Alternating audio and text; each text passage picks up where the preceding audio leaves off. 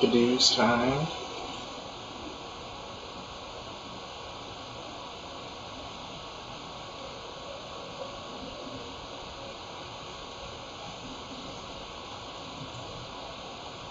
Yeah, pick that one.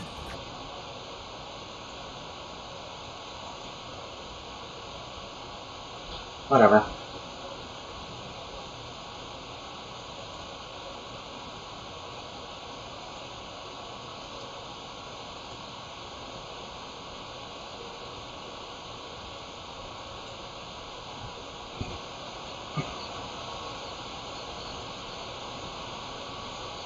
Yep.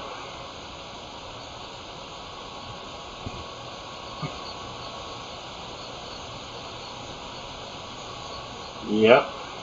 Okay, so how does this work?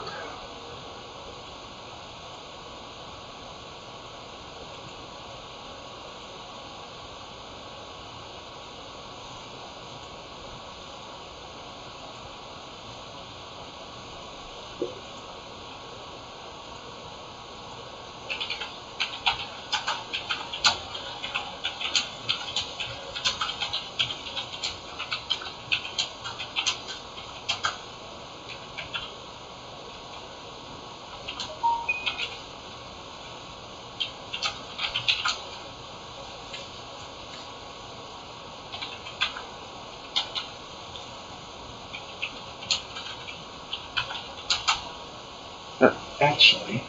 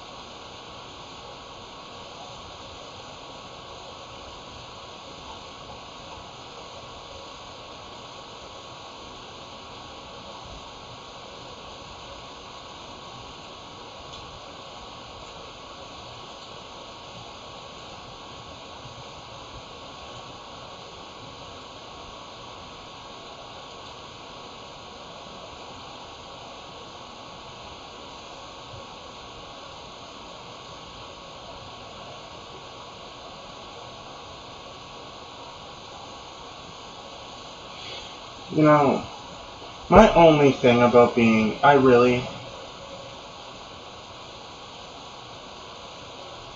I would love to be a whatever. So you're telling me that my stream still says that? What the fuck ever? I'm not even gonna attempt to change it right now.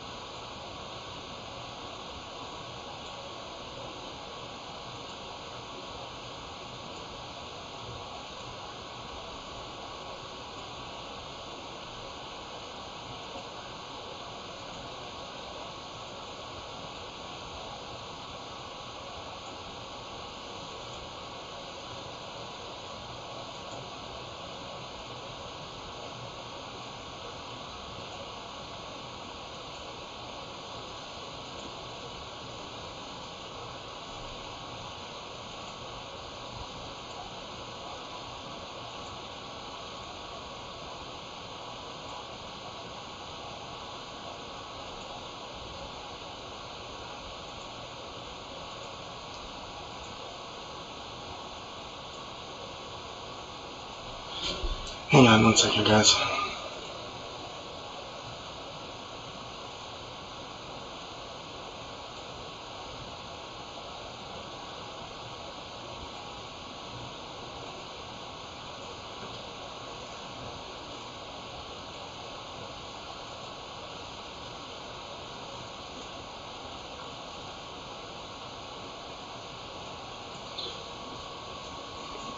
Okay, so what we're doing today is getting rid of all the gray tier, you see?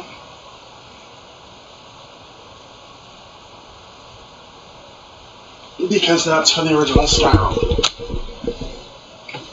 And since SSE is so fucking picky, and most of the mod people are downright refusing to actually put it on SSE,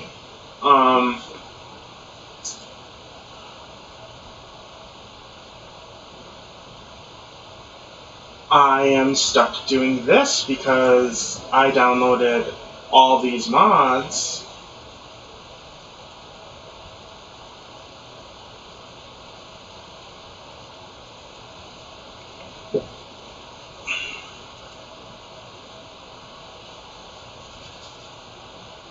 not knowing or thinking that this would do this. Okay, I'm gonna read this. This woman regrets paw print tattoo. It's impacted her level. Grieving the loss of a pet is no small burden, emotional burden, la la la la la. The sentimental tattoo on my chest, but massive regret. She got a tattoo when she turned 18, but now really regrets having it done and says it makes men not want to date her. How rude. That also had ink done when her beloved black Newfoundland Max turned 8. The unusual life expectancy, the usual, I think it's usual, life expectancy of the breed. The charity worker from Leicestershire traced the paw print as she reached the end of his life and had a tattoo of it into his memory. They are edited out wide into it. 100 per pod. Jesus Christ! 100 pounds per pod. Jesus Christ! Why are tattoos so fucking expensive?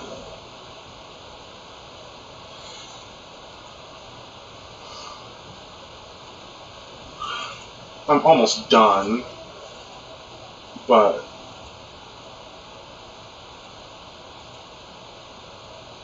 I'm actually thinking of getting the original version of Skyrim one of these days.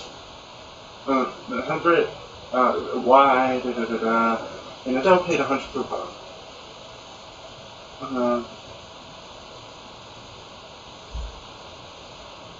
But now Adele says it's a mistake and makes men not want to date her. Some, crude and awful, have dubbed her the paw tits. How rude.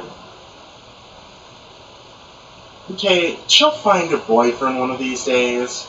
Like, can't we all just enjoy tits? Oh my god. Like, I've seen, like, some punk people have it from just have tattoos all over and nobody says a thing. At all. But this is bad? Oh my god. Well, and Newfoundlands have the hugest paws. Like, I mean, it probably was a bad idea to get Newfoundland paws, but, you know. Actually, they're not that big. Well, the last Murdoch has impacted her. For her list tattoo idea, it cost her immensely in the wrong. And we don't mean her landlord. Adele started laser treatment to be rid of the paws. Sadly, it's going to cost her $1,000, and the work will take 18 months. You know what? I think she should just quit being a little bitch and keep them. Like, whatever.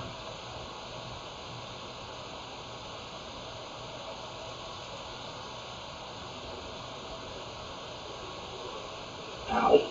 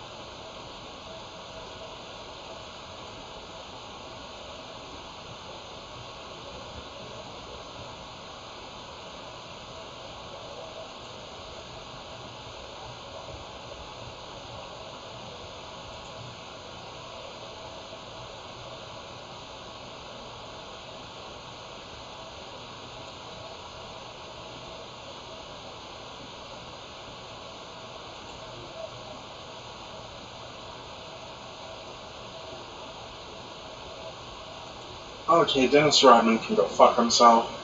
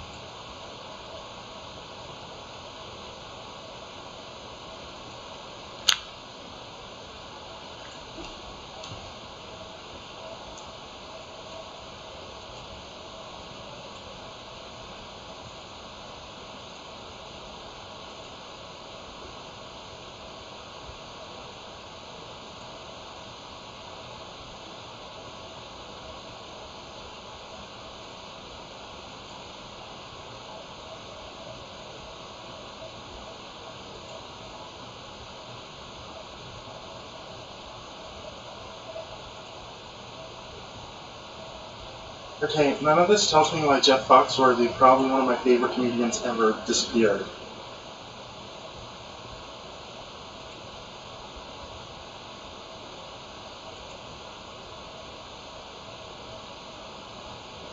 Well, no shit he loves spending time outside. He's a fucking hunter. No shit he does voice work. Are you gonna... Is this story just gonna tell me that Jeff Foxworthy... all the things Jeff Foxworthy... stuff Jeff Foxworthy does that I already fucking know about? What the egg?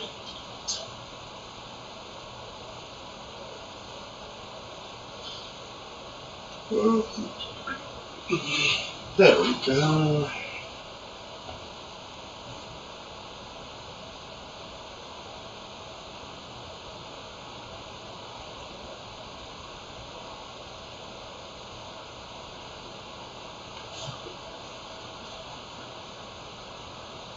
Okay, it's just gonna tell me everything he's done.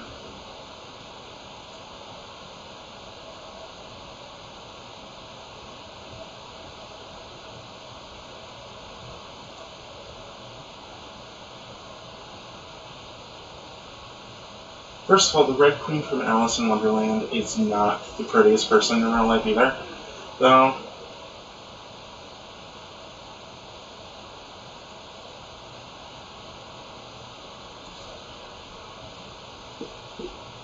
And also, can you really count the silver female stormtrooper as evil? She's just doing a job.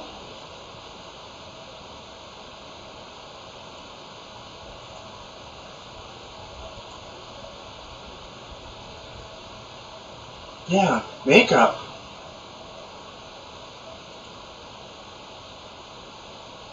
Oh, Tiny Prince played the Predator? What the fuck?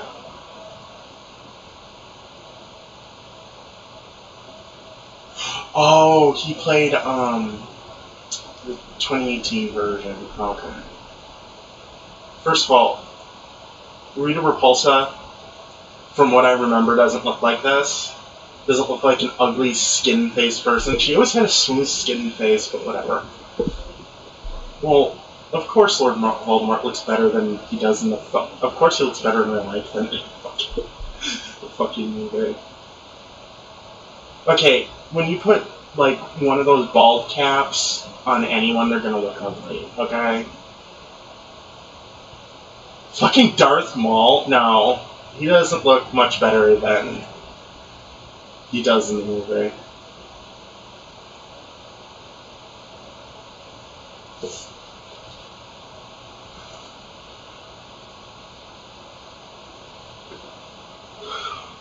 Dr. Poison and Wonder Woman?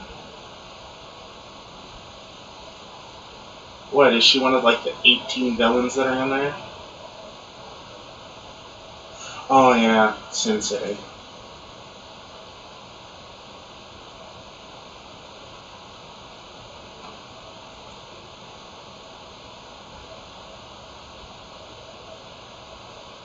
Okay, you put all that face paint on and make him look like a fucking alien. Of course he's gonna look disgusting.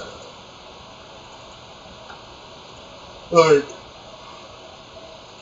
what the fuck do you expect? It's like these things are intentionally made to be ugly.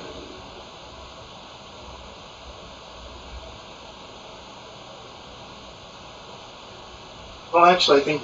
Wait. Actually, I think she looks good in both. But okay.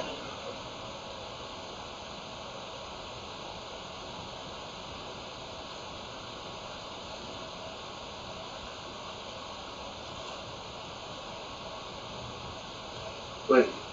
So, well, I exactly don't like Sophia. I don't exactly like Sofia Botareta very much. So, first of all, Bill Skarsgård and It, you're not the real It, so go fuck yourself. Jin can Kurt Singer. Him and the dude who plays Freddy in Freddy vs. Jason, they're both directors, and they're both they both love playing in their own movies, so.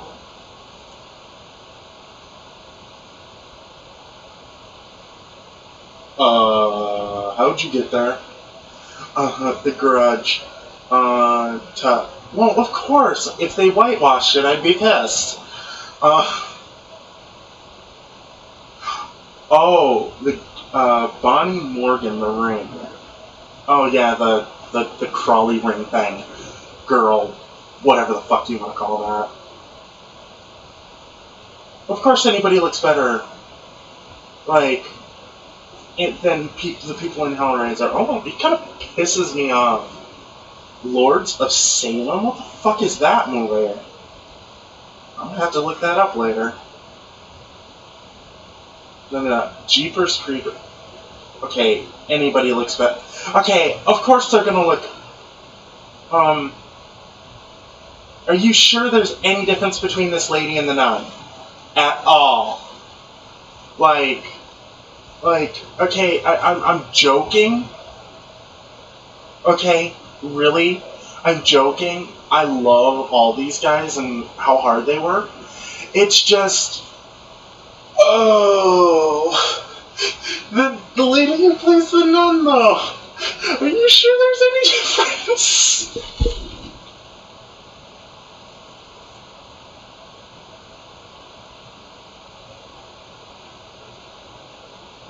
Addiction demon. Well, no shit.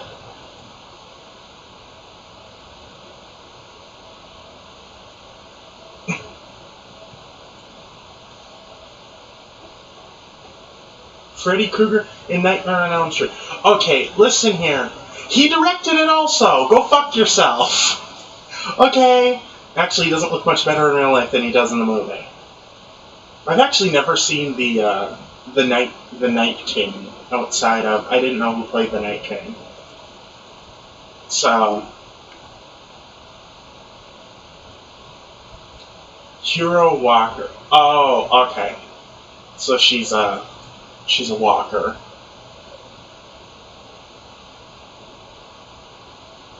Okay. You know.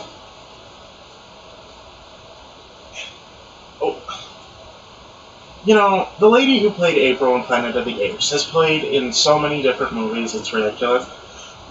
The robot in Lost in Space? Okay. Oh, yeah, Splice. Yeah, it's not a nice movie. The Janitor in Silent Hill. Well, okay, when you're a horror movie person, Leatherface in the Texas Chainsaw Massacre, of course it's going to be a redneck in real life. Lurch. Okay, can we, not make fun of Lurch, please? Because he died in real life. He died in a house fire in real life.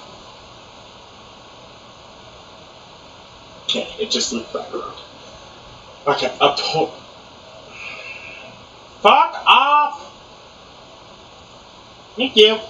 A poor person shares what poverty really looks like when speaking with a rich person. We're all quite attuned to the idea of poverty, as it may be for a person in a developing country widespread with no or limited food, shelter, education, healthcare, the thing is I live in poverty too. I may be able to have all this, but I came into a company that helps me, that has helped me, that's helping me do this, helping me get all this, and it's like, don't hate me for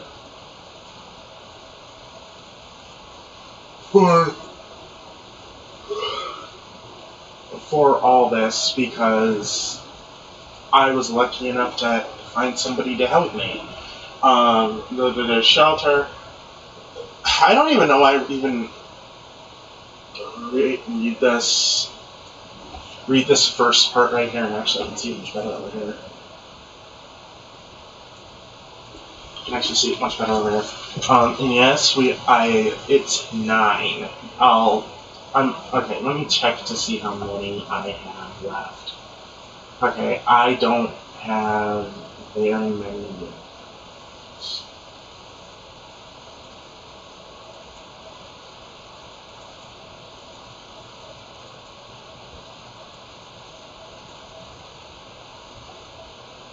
No, I don't have many left at all.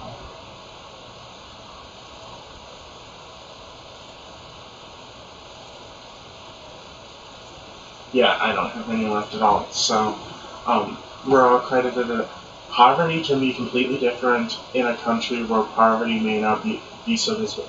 Poverty, of course, terrible in all circumstances, regardless whether it's a developing country, or developing country, and we also may be doing what we can to alleviate poverty and improve people's life quality. Tumblr user Roseanne Dar thingy, yeah, this person. Society poverty can also be invisible, as people try to keep up the guise of financially secure. Thinking of poverty as a cycle means the acknowledgement of external factors that make and keep someone poor. I tried to explain to a friend of mine who has never been poor in his life why that poverty is a cycle and why it's so difficult to escape poverty. Just having money isn't easy when the majority of your money goes towards living expenses. His response was, just save money. I kept trying to explain that when you are living paycheck to paycheck, there are really no saving money because most of your income is spent on basics, needs, food, shelter, clothing, transportation. Having savings account is a safety net that a lot of poor people can afford, literally, to fall back on. When he responds, why can't you just save $5 every week? Well, a lot of poor people try to save. I would manage to get a few hundred in my savings account, but then would get a flat tire, or end up getting sick and missing a few weeks of work.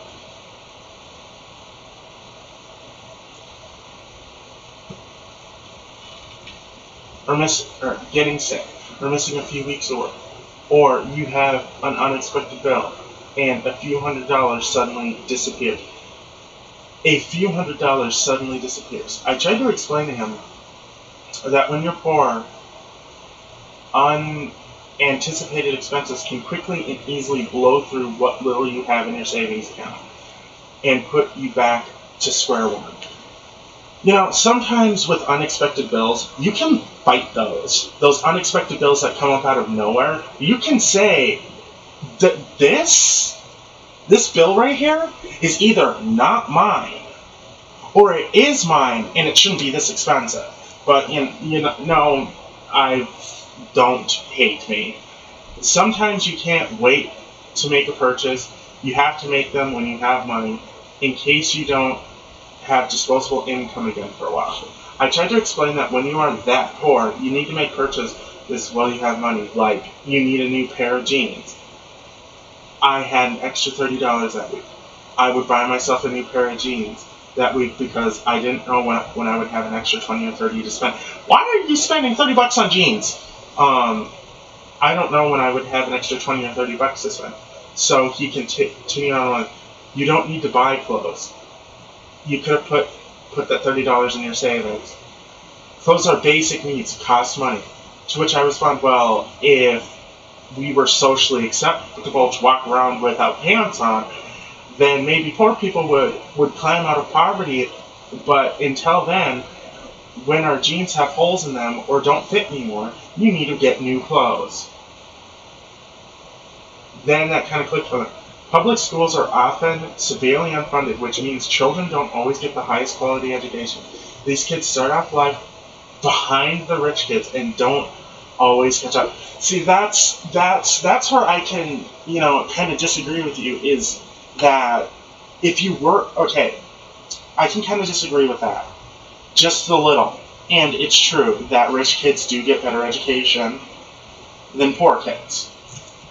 But we have the marvel. Everybody has internet, even poor people. We have the marvel of the internet now. People can learn anything. Nobody's smarter than anybody nowadays. Okay, well, actually, if anything, rich kids and poor kids are dumber because of the internet. But,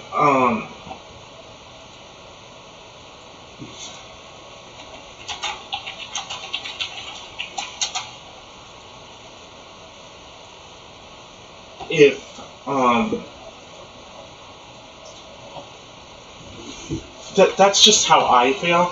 Public schools are so I went to talk to him about the aspect of poverty with sociological part of other, like how it's to grow up poor and growing up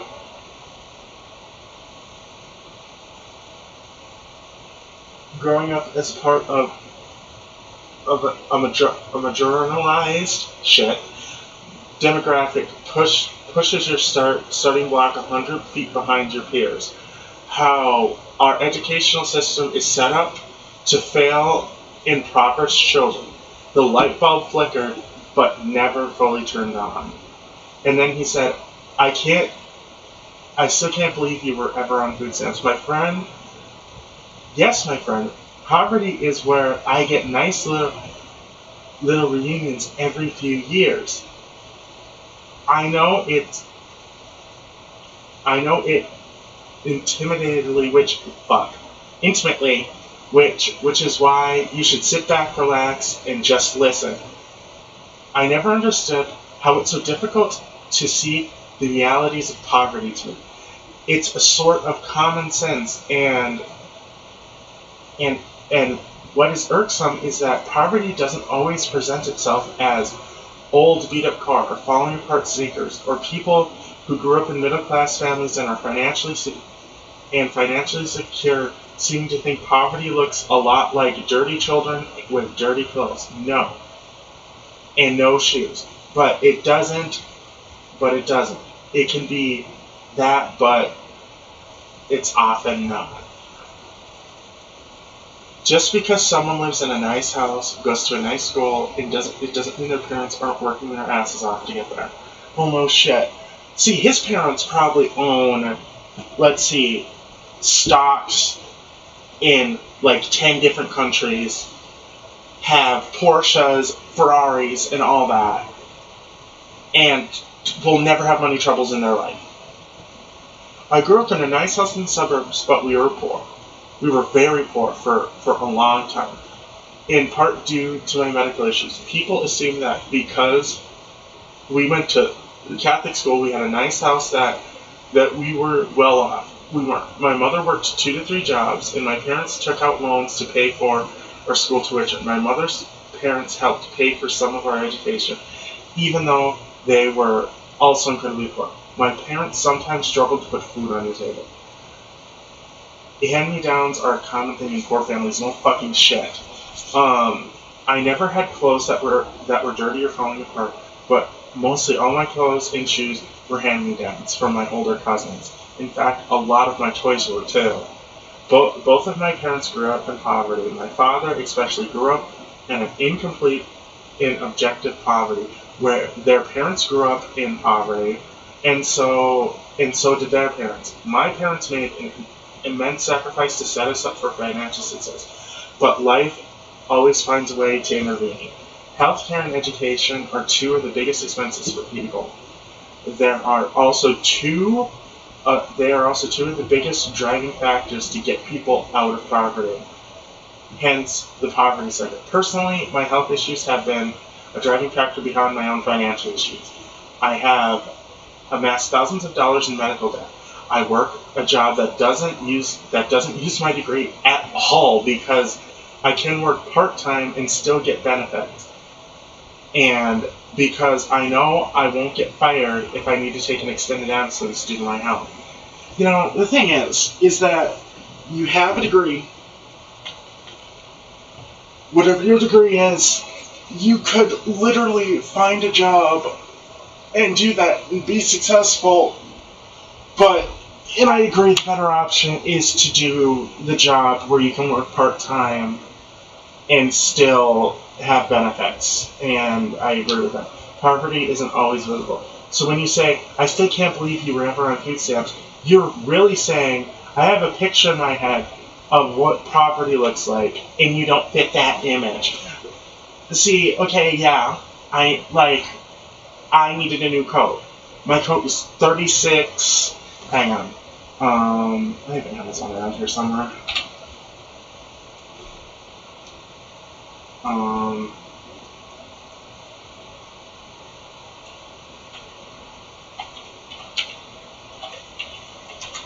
Fuck you.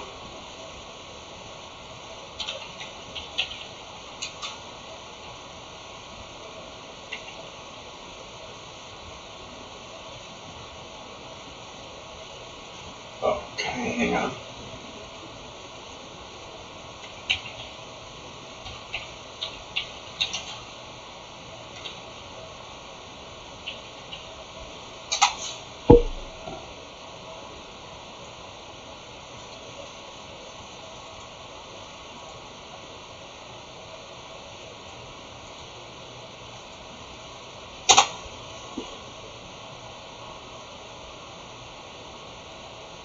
I spelled that wrong.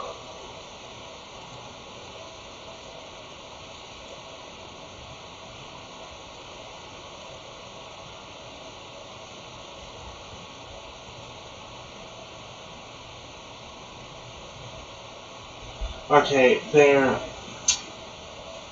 The Puerto Rican hoodie that I'm talking about is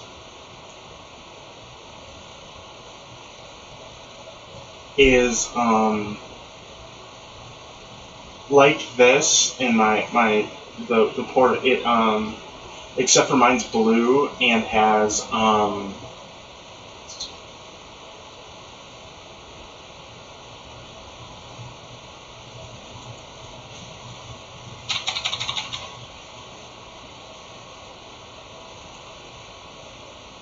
mine's blue, and I don't think they sell it anymore. No, this is my hoodie, except for mine has a zipper on it. This is what it looks like. Yeah, this is what it looks like. This is the coat I wear, and I have that was like $36. So when you say I can't believe you were ever on food stamps, you really are. Yeah, exactly. The perception of poverty means that a lot of people don't really understand the struggles of those who are obviously poor. Okay, I think what needs to happen one of these days is I think there should be just this seminar for rich people, and only rich people can go, where they learn what poverty is really like. Or I think that some rich people should give up their money and try being poor. Like, every rich person should try being poor. They have to give up their house. They can keep their houses, they can keep their money, but they have to live in our lifestyle. They have to live in a shitty apartment. They have to live in these shitty places and all that. The perception of poverty means that the idea we have about poverty is supposed to look like a big reason why people in middle class are so content with cutting safety net programs, even though they are one medical problems, one car accident, or one layoff away from complete financial ruin. That's what does poverty look like then? How do you just save money then? That's the thing, is that the people in my clan, like my friend's death, and everybody in my clan, and everybody on Twitter don't understand how little fucking money I get. The only one who understands is one of my other friends, who I don't talk to very often, but she understands that I hardly have money. And that's what people don't understand, is that when you hardly have money, you can't do anything. The perception of poverty means that a lot of... Okay, poverty is different in developed... Poverty is... In developed worlds doesn't look like refugee child with flies on their face. It doesn't look like a normal person. Normal person in normal clothes in a normal apartment. their bills spread out on the kitchen table crying.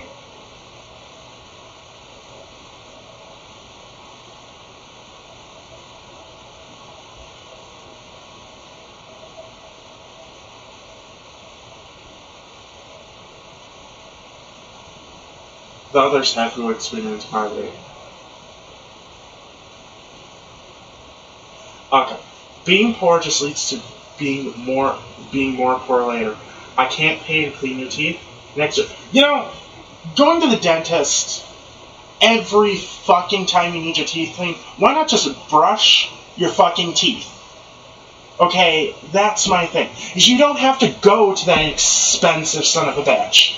That expensive son of a bitch who's hurting your child. Can't, next year, can't pay to get that lump checked out. Next year, can't pay for stage 3 cancer. Poverty charges interest. Yep, that's the thing. But then, this guy, Zonde, is also forgetting that there are cancer treatment centers that help you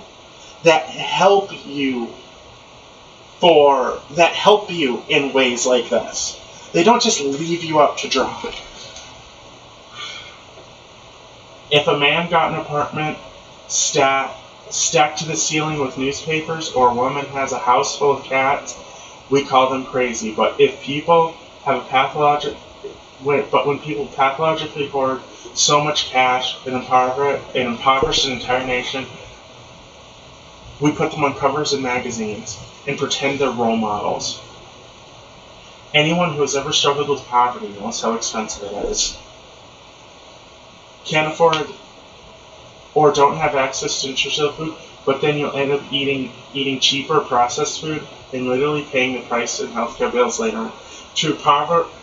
Poverty is the most expensive. Can't pay to get access to fresh veggies, end up with processed food and diabetes, but yet still the advances from many outside of the poverty spectrum is to work harder. No, fuck you.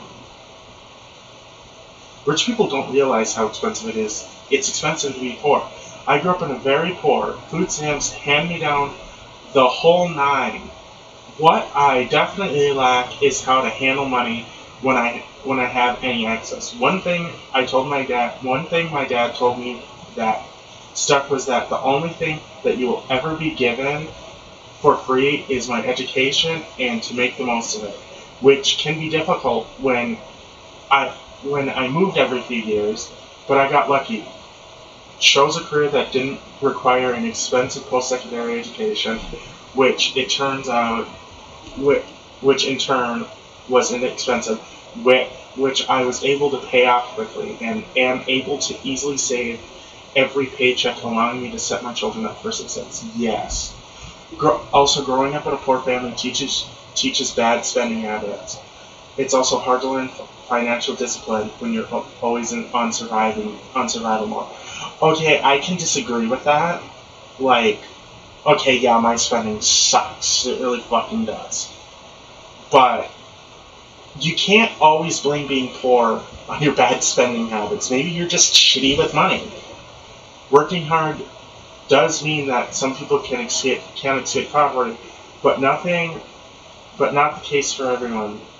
Okay. Man, this hit me hard, especially when the bills spread out on the table. My family was in poverty all my life until my dad started his own business at Europe. It's taken a long time, but they are finally able to build a house and get out of a trailer, even though they're 60. Yeah,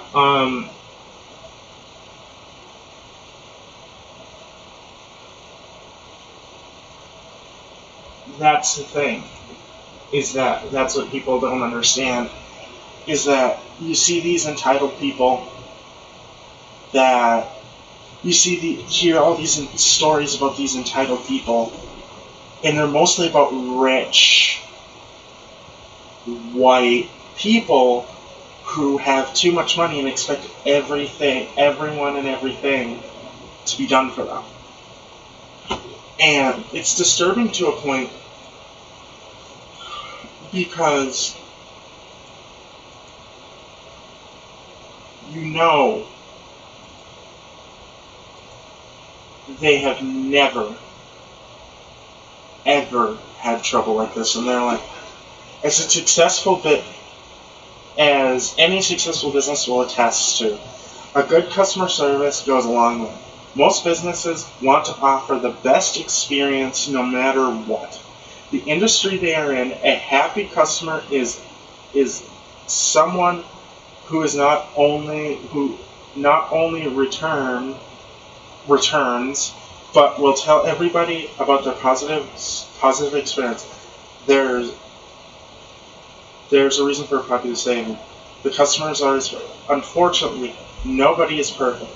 Things will go wrong no matter how well trained the employee is, or how foolproof the company policies and procedures seem to be. Whether it's an employee error or just a simple misunderstanding on a customer's complaint can happen anytime. Okay, I'm going to stop that right here and I'm going to finish this.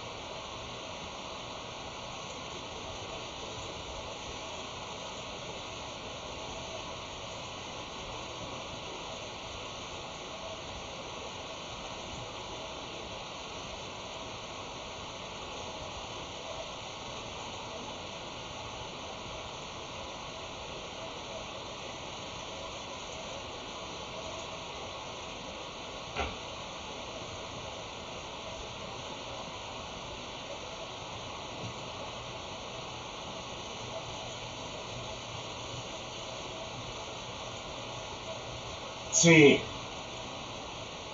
the thing is you can be poor without looking poor. See, I don't look poor. I don't look poor because me, Marie, and Eugene, me, my mom, Marie, and Eugene don't look poor. We have nice things. We try our best to look less poor, even though we're not.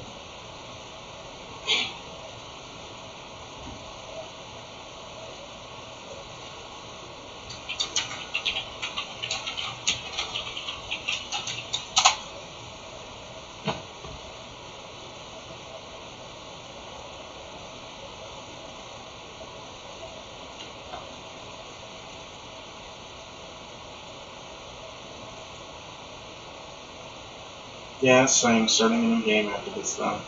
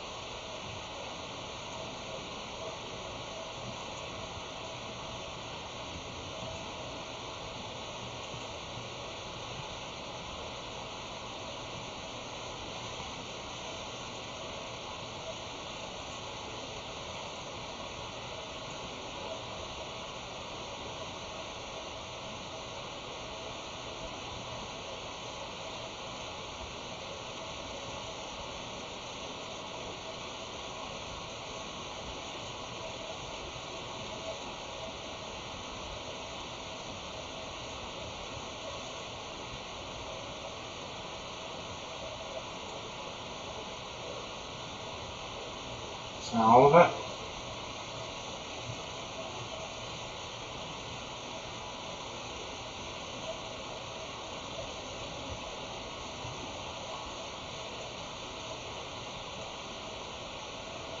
That is all of it. Okay, so we're gonna read this. I'm gonna read this.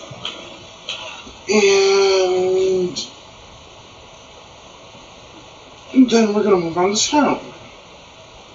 Here we go.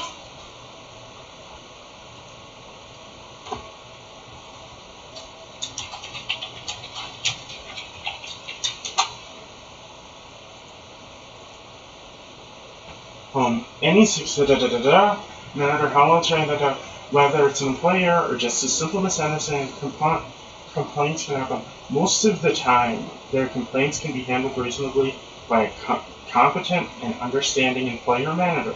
Sometimes it may take a call to an administrator's higher up in corporate chain, but ultimately the customers can expect some kind of resolution to the problem. However, there are a few customer complaints from Reddit users that we can't even figure out. Read on for some of the dumbest customer complaints ever.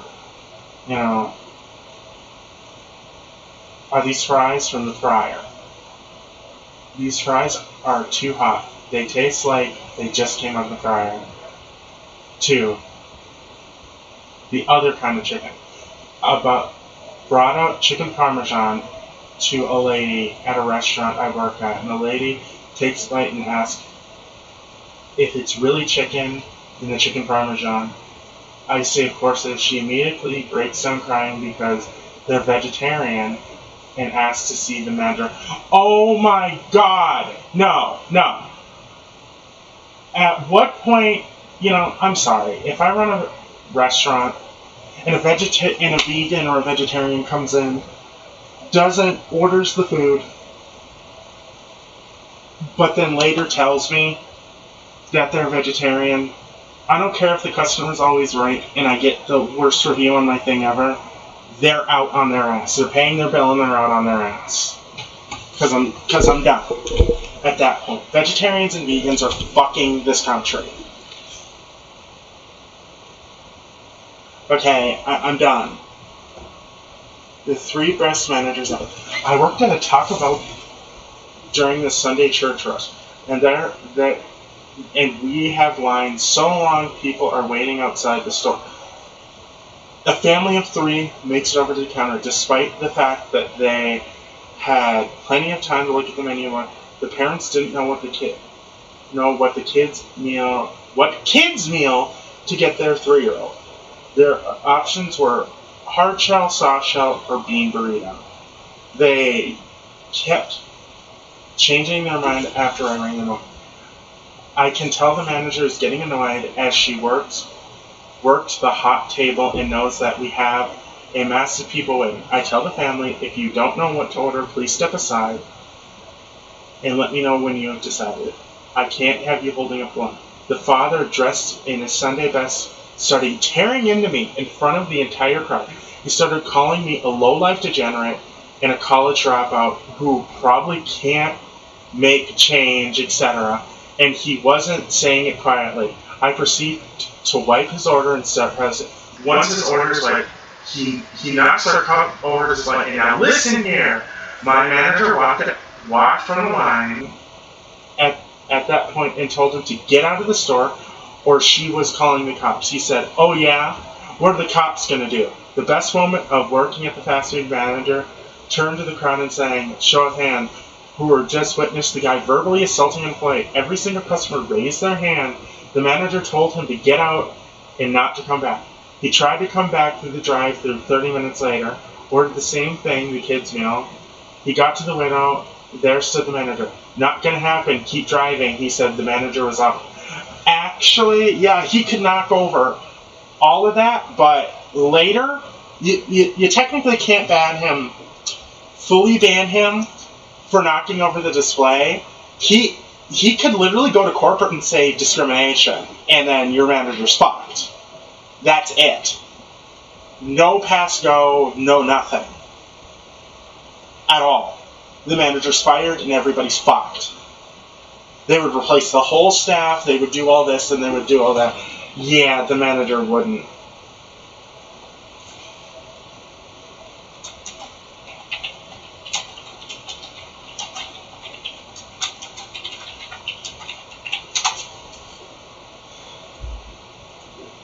Like, see, he could see... Okay, he may have knocked over the thing.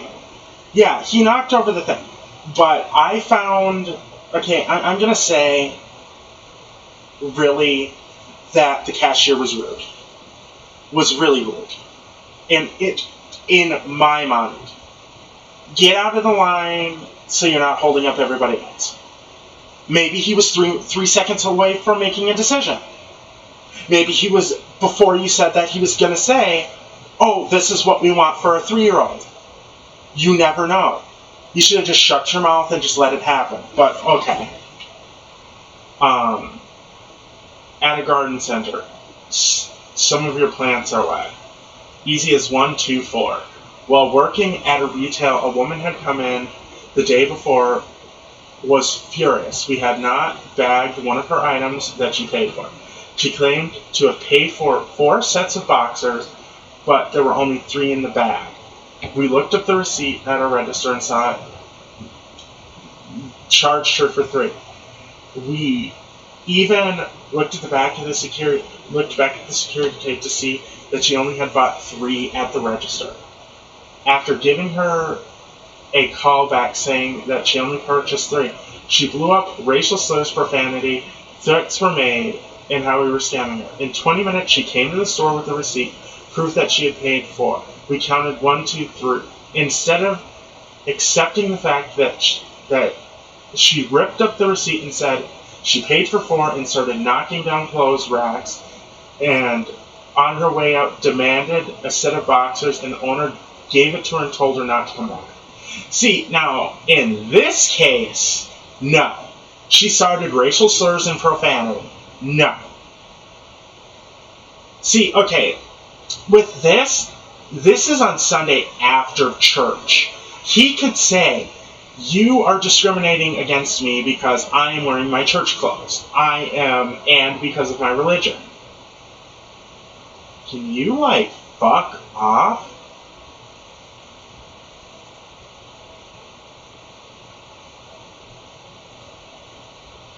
Dude. There we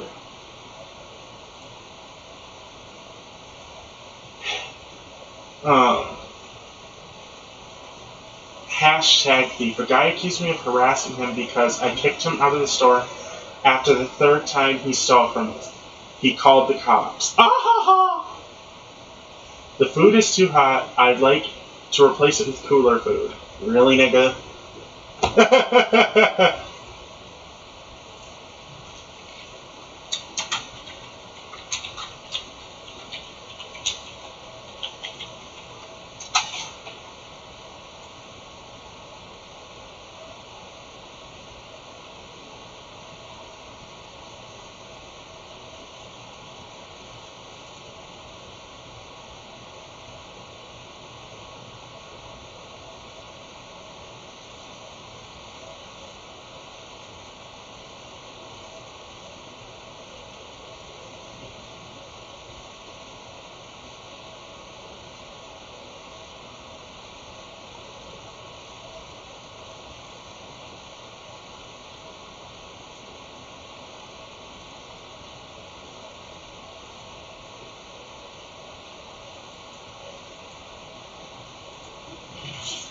Okay, crybaby. I worked at a sandwich wing place several years. A sandwich and wing place, huh? Sounds nice to me. I had a woman order hot wings for delivery. After they delivered, she called raging that the hot wings were too. They made her. Those hot wings, they made her baby cry. The manager politely offered to send her mild instead. Okay. Next window, please. I worked at a bank inside of a grocery store. Ooh, those are messy. The customer was very upset that we couldn't buy that. They couldn't buy doors at the teller window. Okay. Well, that would just make things easier. But okay, whatever. Less money for you then. Because a woman managed to spill gasoline all over herself at a gas station I worked at and demanded we pay for her new clothes. Well, the cappuccino feels like it's half foam. Well, no shit, it's half foam. Cappuccino's like all foam, I think. I was working at a restaurant a few years ago. It was pretty late after closing, and I was waiting for the last table to finish eating so I could clean up. Not my table. In the meantime, I was doing some other closing work on the other side of the restaurant, talking to a coworker and glance occasionally over my shoulder to see if they had left. The lady at the table comes up and demands to see the manager. I was like, okay, not really grasping why she was angry, and got him.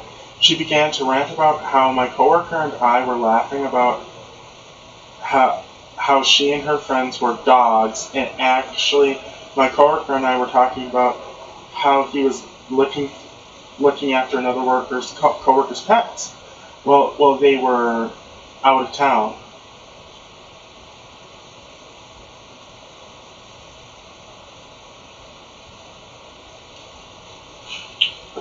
In an empty restaurant, they had overheard a few random words and a piece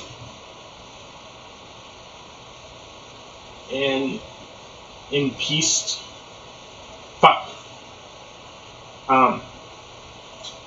And which says the volumes of their self-image as coworkers and nothing better to do to talk about them, which says something about their self. She unloads on our manager, who doesn't believe for a second my coworker would even think, much less anything like that about these women. Knowing that she's obviously been in it, she calls us over and I proceed to explain what we were having in common. I swear the look on her face flashed over her eyes, and she just continued flipping out. My coworker and I left this to the manager who quote, but after calling us rude names for about 5 minutes, she eventually walked out without paying. Her friends followed her a minute or two later, and they aren't paying for her meal.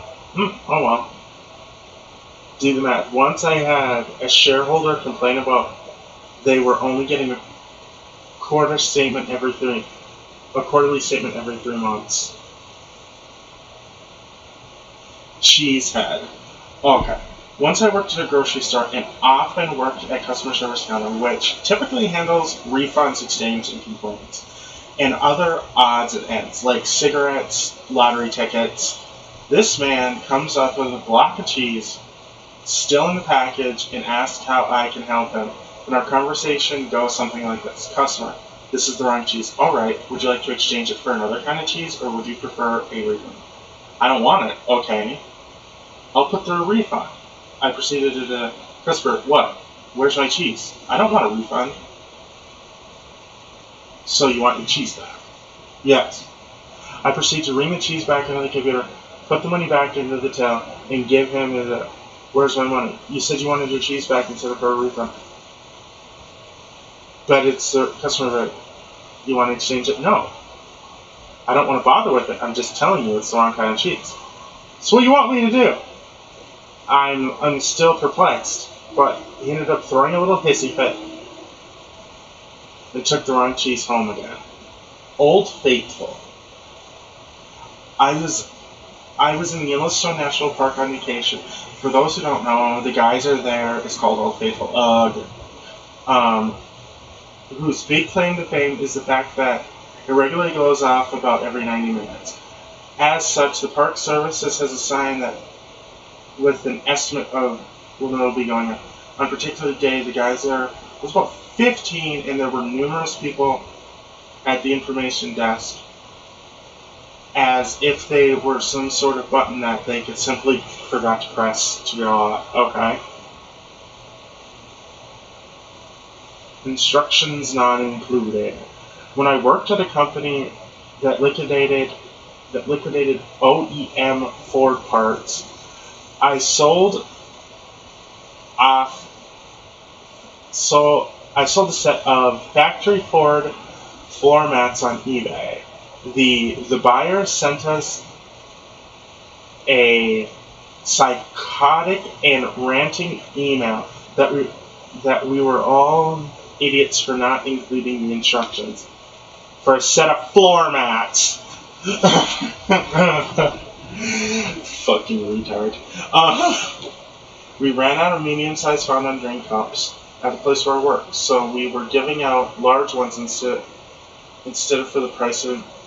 And then the lady flipped out and demanded that we get the drinks for free since it wasn't the size she wanted. Photoshop. A woman wanted to be fired from my job because she thought I photoshopped an extra freckle onto the model in her picture. Why would I do that? She said I did it deliberately to make her mad when she was going through a family crisis. I never met her before, so the manager told her that he was sorry she was having a bad day and to get out of the store. Haha. Computer genius. I used to work at a Staples when a customer called in and complained that the disk drive in their new laptop wasn't reading disks. I asked a few questions over the phone, like, is the disk upside down? Does the disk work in other computers? She yelled at me, and I think I know what I'm doing. I'm not the idiot. I want it fixed. So I tell her to come in and we can replace it since it was under the policy. She comes into the store, puts the laptop on her tongue, saying it doesn't work. I ask, just show me what you're doing to make sure. She turns on the laptop, opens the disk tray, and puts the CD on top. She doesn't even snap it into the tray. She lays it flat on top. See, it doesn't work. I want a new one. I snap it into place and close it and tell her the laptop's fine. I was so dumbstruck and walked away. My coworker standing next to me had to finish up. Wrong order. I was managing a restaurant a year ago. A woman came in and complained that her 3 prime rib dinners with baked potatoes she got for her takeout last night was disgusting and made her whole family sick. The hostess called me over to verify that what she said.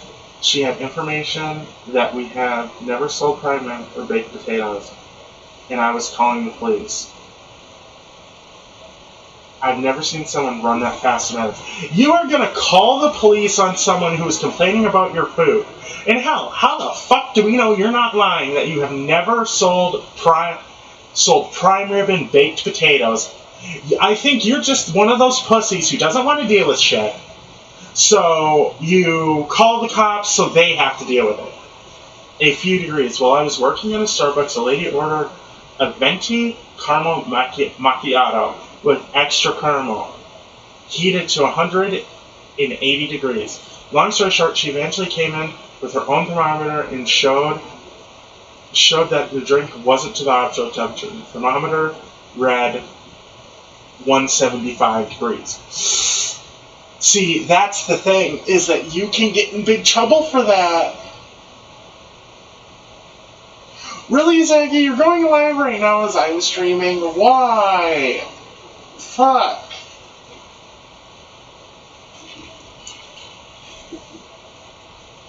When I was a delivery guy at a pizza joint, I get a phone call after I had dropped off an order of our wings. These chicken wings are too big.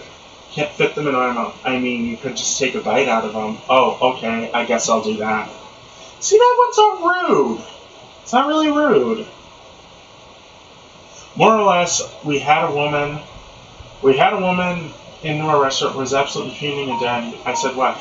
She couldn't understand why her large meal cost more than a medium.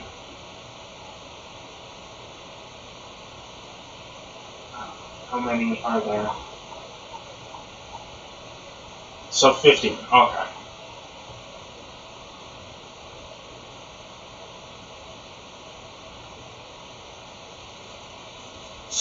That burger sort of looks good. Nah, I wouldn't eat that. Easy fix. So I used to work at a Starbucks. The lady ordered a mocha on it and forgot to add the mocha syrup. So I fixed it right away. She put it back on the bar a couple of minutes later and says, it doesn't taste right. I want a new one. I started on it, and she goes to the restroom. She gets back from the restroom before I'm done making it, and she sees her old Jake, and I hadn't taken it back yet. Yeah, and thinks it's her new one, and says, looks better already. She takes a big drink and see, that's perfect. Then leaves before I tell her I didn't do a thing.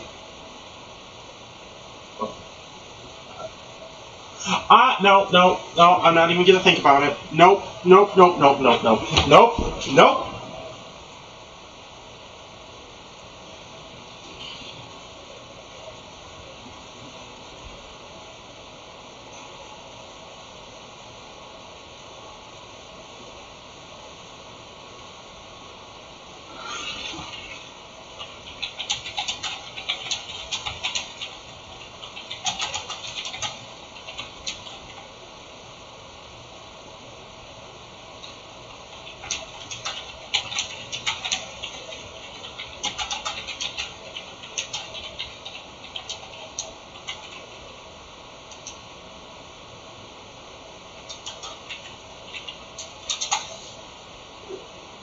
I work at a burger joint. One particular evening I had a table of college kids. Pretty standard for Friday night. Anyways, I take the order very simple. One simple single no tomato, double with cheese, add pickles, large fries, few shakes. Lastly, longer orders one of our specialty burger. The portobello was just, those are so delicious. The portobello was Swiss. A while later, she gets her food. I get the food dropped off. When I check back in on them, is visibly upset, demanding a different sandwich. I ask her if there's something wrong. She says the burger has mushrooms on it. Nope, not even gonna think about it. Nope. Nope, stupidity, not even thinking about it. Nope. Menu cuts were. I worked at an Italian restaurant and received a complaint that we didn't have burgers and fries on our options menu. Whatever.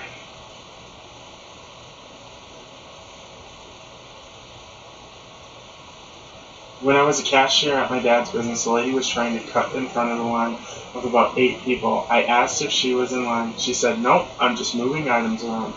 I told her, whenever you're ready, move over there. I pointed to the end of the line.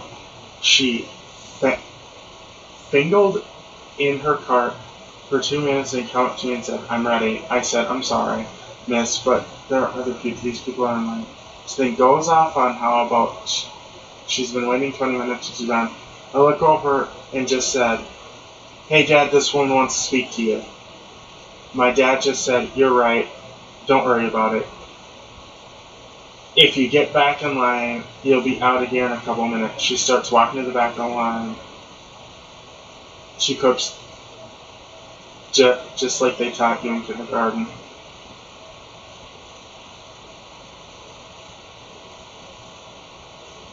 Funny. Pretty sure this defies the law of man. Okay. I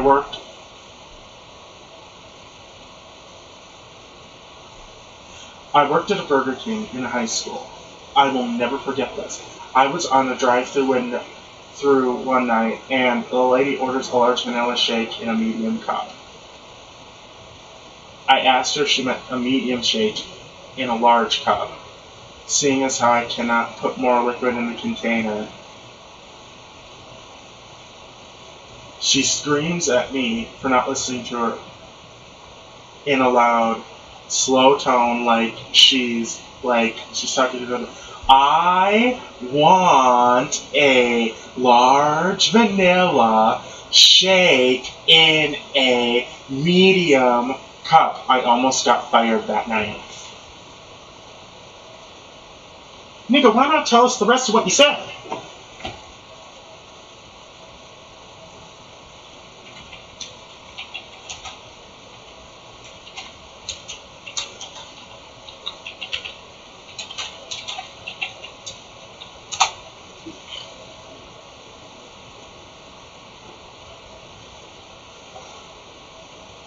It's all in the mind, I guess.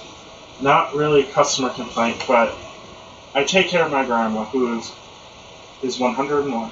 She always sends her soup back saying it's too cold.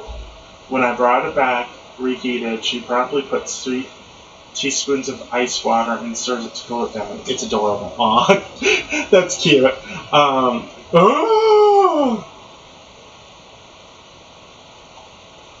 Oh, how are you gonna get that out?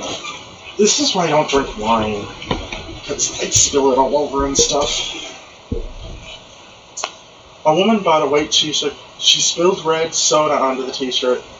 To fix the stain, she used a Tide gel pen. She rubbed it hard and tore it. Her husband tried to return it after the stain tore the garment, claiming it must have been a manufacturer problem. No, sir, that's not how it works. See, that's the thing, is that you can say no, but if they call for the manager and the manager says yes, you're overruled. So, sounds like foreshadowing to me. I had a young girl hand me her engagement ring and asked if I see anything in her triangular cut diamond. I saw nothing. She asked if I could see the devil. I looked at it again and saw nothing. She told me to see it better on a cell phone picture. She takes the picture and hands me the phone of the picture. I see nothing. Apologize. She says okay and moves on. 4 years later, I see her again. Divorce. Maybe the devil was in there. That's just sad. That's depressing. What the fuck? Get the fuck out of my stream, nigga.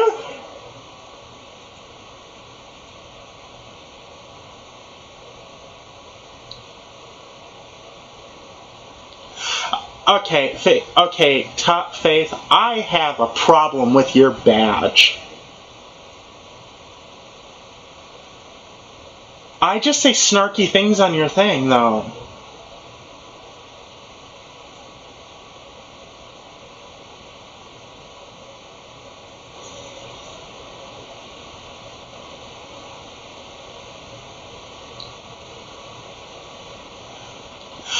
Okay, Faith. Okay, Top Faith. I have a problem with your badge.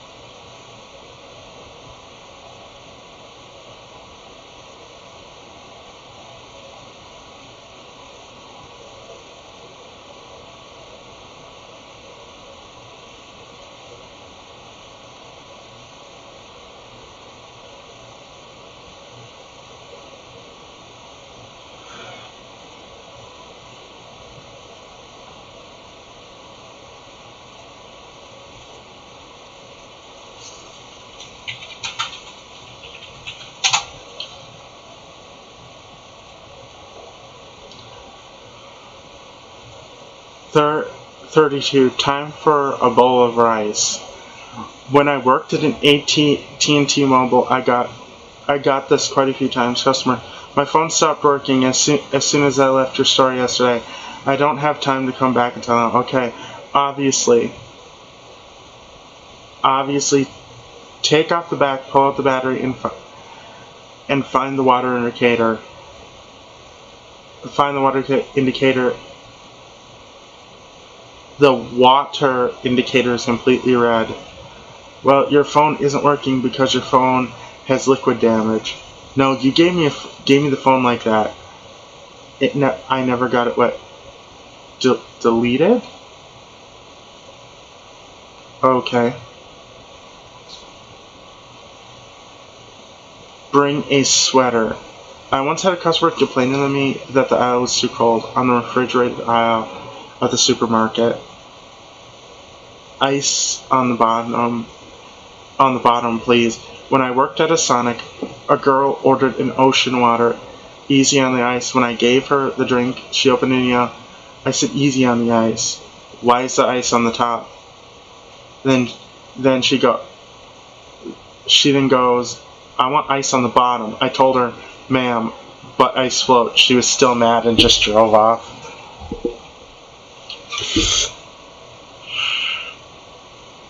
Employees are always wrong. In most cases, yes.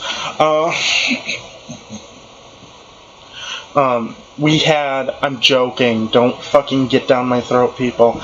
You know, I like how I act like I have people watching me when in reality I don't have anyone. I have like 0 people watching me. Yeah, no one watches me.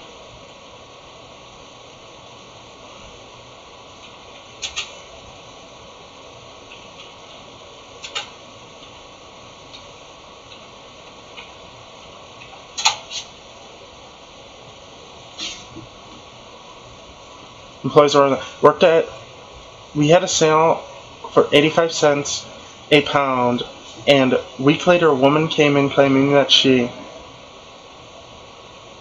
had her sale on cabbage for 25 cents a pound and had been charged 85 cents a pound. I told her it had been a sale for 85 cents a pound, but I would call the product department and find out, so sure enough, it had been a sale for it, and now it was $1.79 a pound.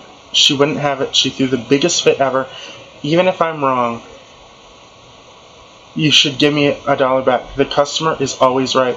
And I'm just like, my assistant manager yelling, the store could hear her yelling, and decides to appease her and giving her the $1 and a $10 gift card. The assistant manager later tells me that no one should have a bad day over $1. You know, unless you're employed by the store. Fuck you. A horse what? I began to work at a grocery store. A woman complained to my manager because I did not know where she could find horse meat. Whoever eats horse meat? Me. I've eaten horse meat. It's delicious. 10 times 20 equals 20 times 10.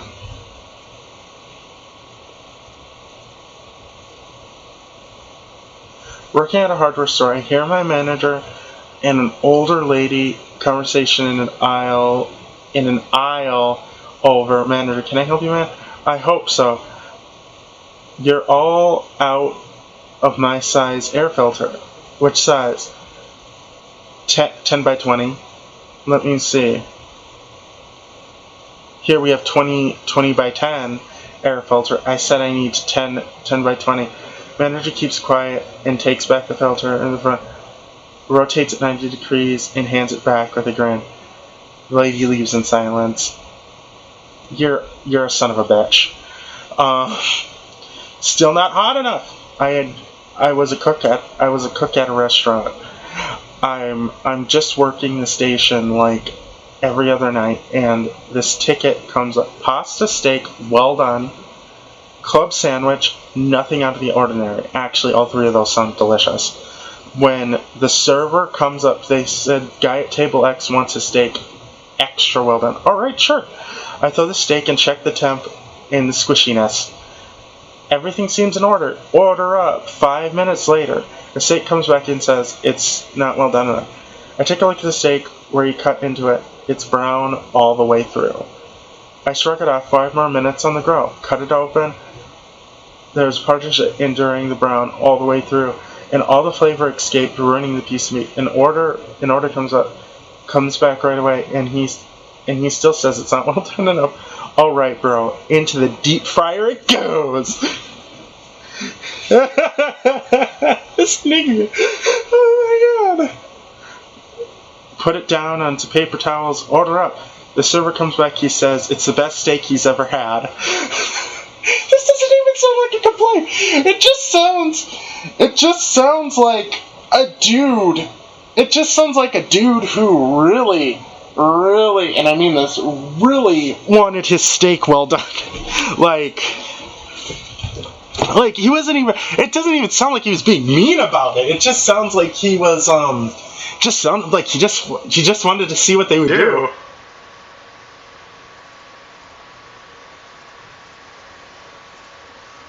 Like, really, was what he was asking really that bad?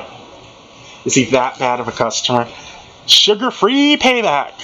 I worked at a local ice cream store in high school. We always had some pretentious customers. On summer afternoon, a lady came up and showed me that her ice cream had melted and she wanted another one free of charge. We gave her another cone, but this time she had it come. You know what? I'm gonna say this. That if you do this to a customer and they find that out, they can sue you. Like, not my daughter. I had a woman yell at me, questioning why I kicked her daughter out of the hot tub. I had to explain to her that I caught her daughter being intimate with her boyfriend in the tub. She said she wouldn't have any. My daughter's a good Christian girl. At this point, a whole building was watching, and the matter comes over and offers to let her see the security footage of her daughter. Oh, God! Actually, by the way, that's from Euro Trip. That's from the movie Euro Trip. She can't swim. Lady, why won't you let my child in the deep? Because she can't swim. Super Zero! I worked at a local Walmart. We were hosting a pre-screening of The Man of Steel, and I got to wear a full-size Superman cape for the week beforehand to help advertise it. I had a customer complain that unless I was wearing the entire costume, I was being unprofessional and shouldn't be allowed to wear the cape. Super, go fuck yourself. Yeah, no. A guy ordered a cheeseburger for his kid, take a bite out of it in front of me, and started a fit that the burger had right into it. He kept demanding free food, and I kept telling him no. Like, really? I can't see it. I work at a hotel. Guest checks in your room.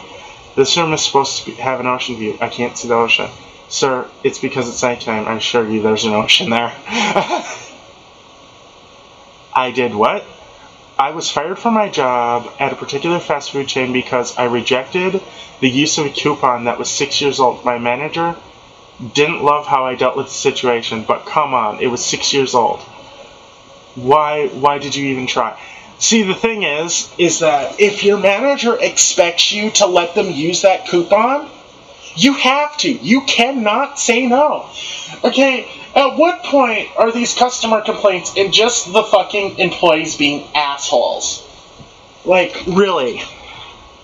Rude taxpayers. I work at a library. A patron comes in and knocks books off their shelves and turns to me and says, "Pick them up. I pay your salary." Nigga, fuck you!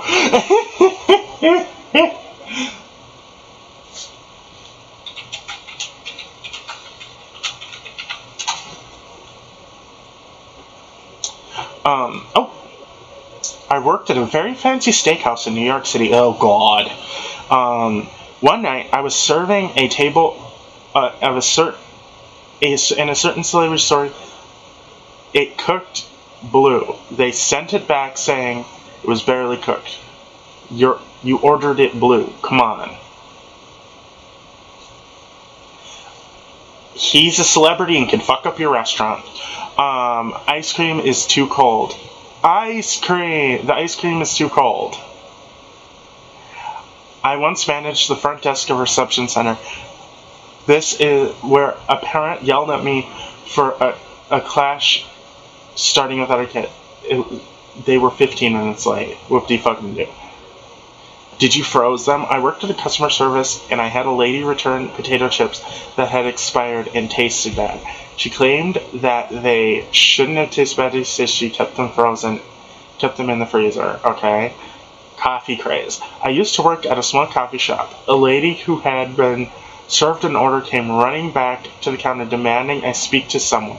Although I wasn't the one who prepared the coffee, she decided to unleash her fury on me. Apparently, her coffee was too hot and she had burned the roof of her mouth a bit when she took a sip. She even threatened to sue us. Not having any of it, I sighed, handed back the coffee to her, and told her to read the label on the cup. Caution, drink hot. It read. It made her even more furious. She told us to get the manager, which I replied, I am the manager.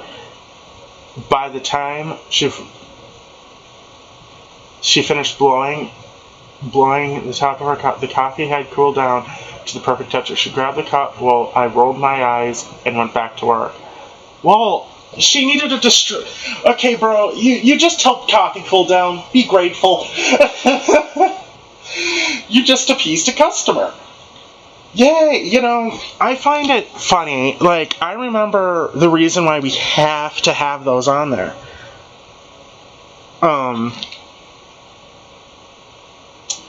Is because there was this stupid older lady that sued McDonald's because she was too stupid to guess that the fucking coffee was hot. Okay, if you're too stupid to fucking guess that the coffee is hot, maybe don't go out of the house.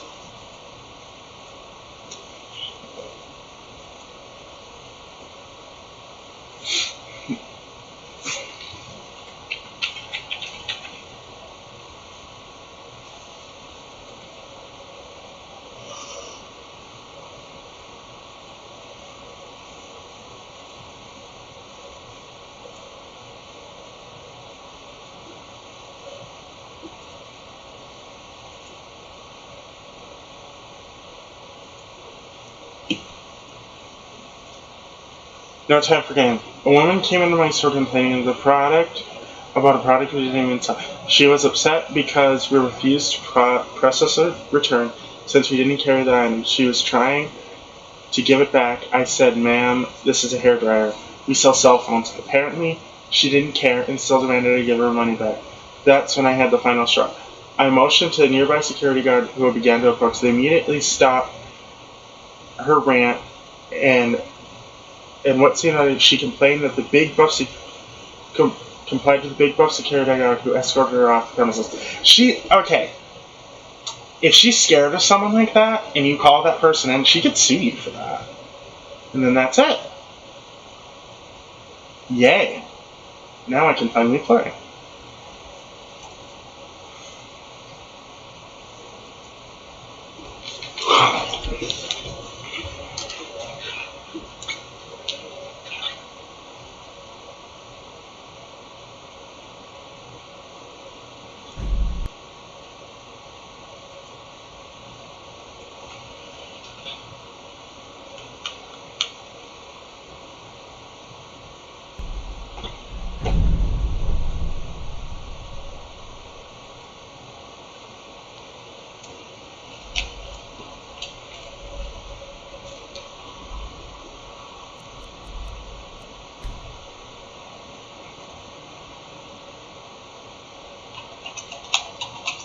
Is blue. Nothing is more perfectly balanced than you at Naya.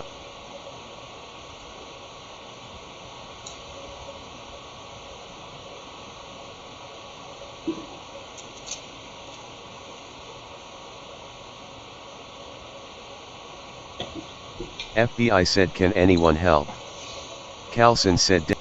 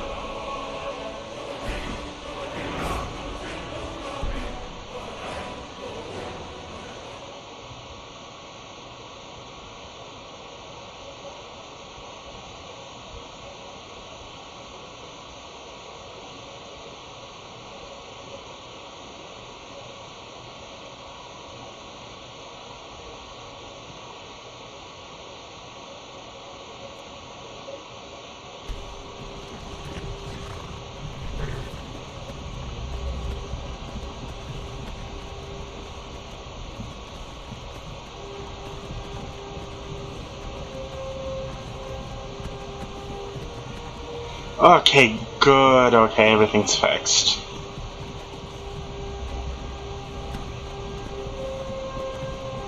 You know, the cloaks work really well in this game.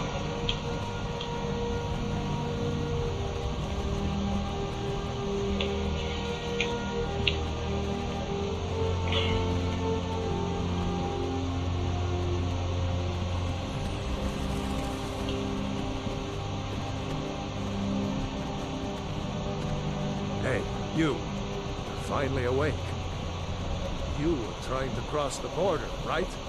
Walk right in. You are trying to cross the border, right? Us.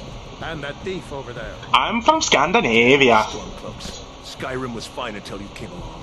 Empire was nice and lazy. If they hadn't, could have stolen that horse and been halfway to Hammerfell. You there, you and me, we shouldn't be here. It's these Stormcloaks the Empire wants. We're all brothers and sisters in binds now, thief. Shut up back there. What's wrong? Actually, I like him as a character. I don't like Ulfak, but I like General Tullius. The true High King. And I like Keglar too. The Jarl of Windhelm? You're the leader of the rebellion. They captured you. Oh God, where are they taking us? I don't know where we're going, but Sovngarde awaits. No, this can't be happening. This isn't happening. Hey, what village are you from, horse thief? Why do you care? A Nord's last thoughts should be home. Rorikstead,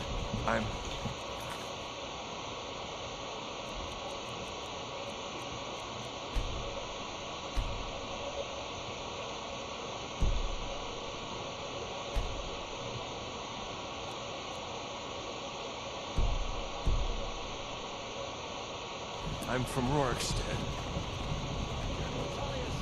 The henchman is waiting. Good. Let's get this over with.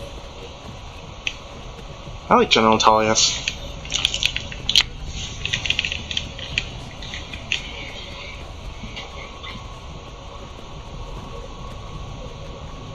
Look at him. General Tullius, the military governor. And it looks like the Thalmor are with him. Damn elves. I bet they had something to do with this. You know what? I quite like elves, thank you.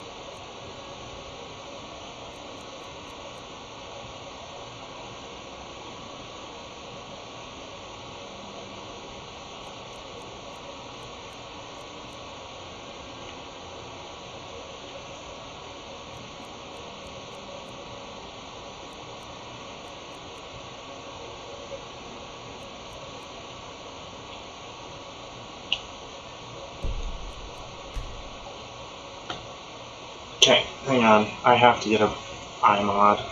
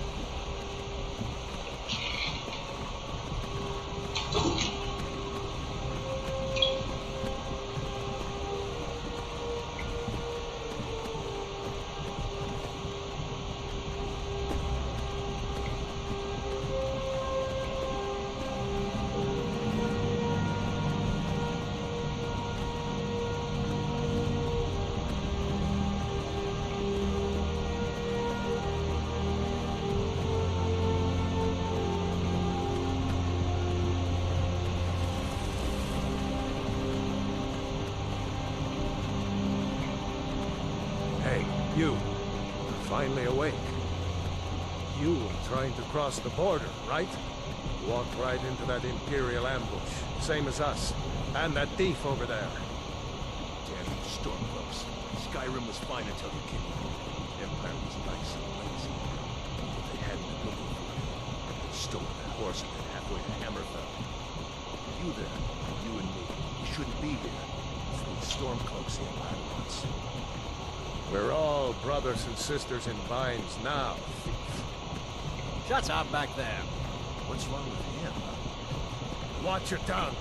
You're speaking to Ulfric Stormcloak, the true High King. Ulfric?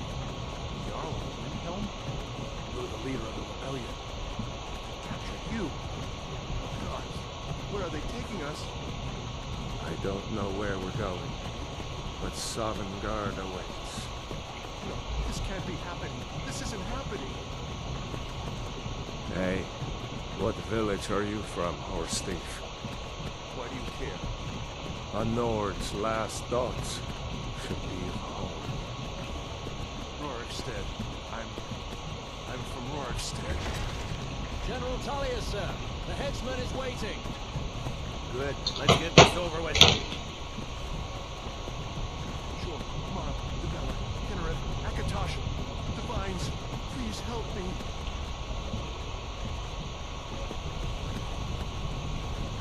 Look at him. General Tullius, the military governor. And it looks like the Thalmor are with him.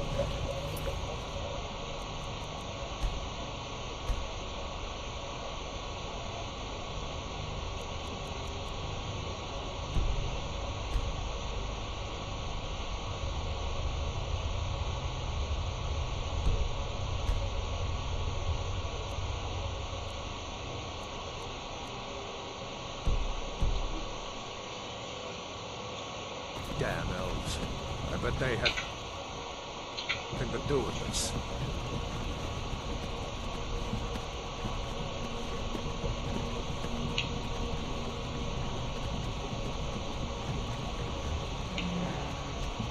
This is Helgen.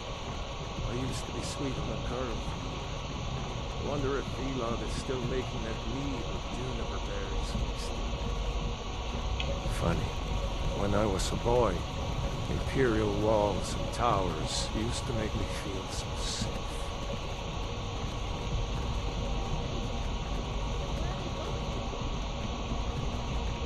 Let's go inside. Why?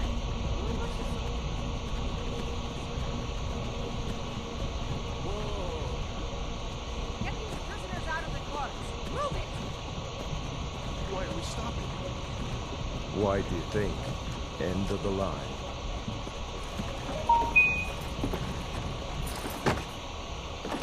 Let's go. Shouldn't keep the gods waiting for us. No, wait! We're not rebels! Face your death with some courage. You've got to tell them! We weren't with you! This is a mistake! Step towards the block when we call your name. One at a time. Empire loves their damn lists. Ulfric Stormcloak, Jarl of Windhelm. It has been an honor, Jarl Ulfric. Ralof of Riverwood.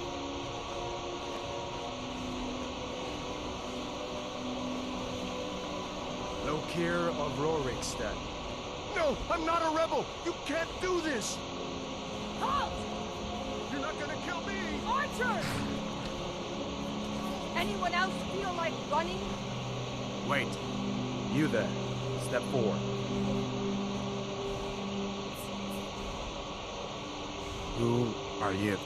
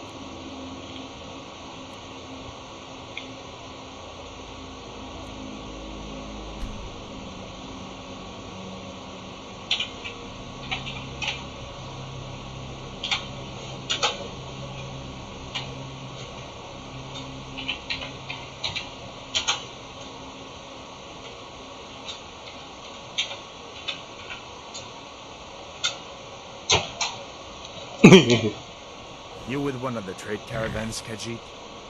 Your kind always seems to find trouble. Captain, what should we do? He's not on the list. Forget the list. He goes to the block. By your orders, Captain. You're a bitch. I'm sorry. We'll make sure he remains returned to elsewhere. Follow the captain, prisoner.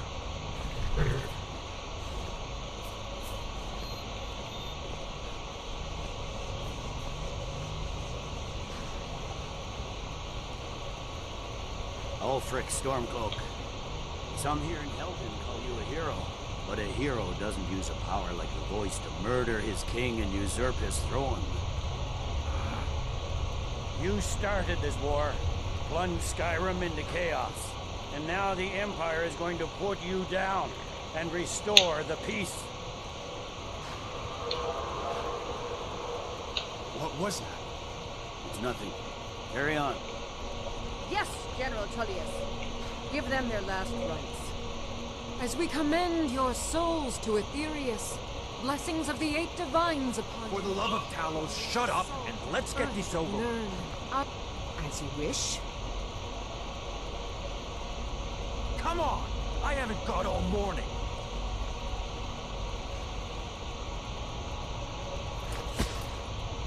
My ancestors are smiling at me, Imperials. Can you say the same?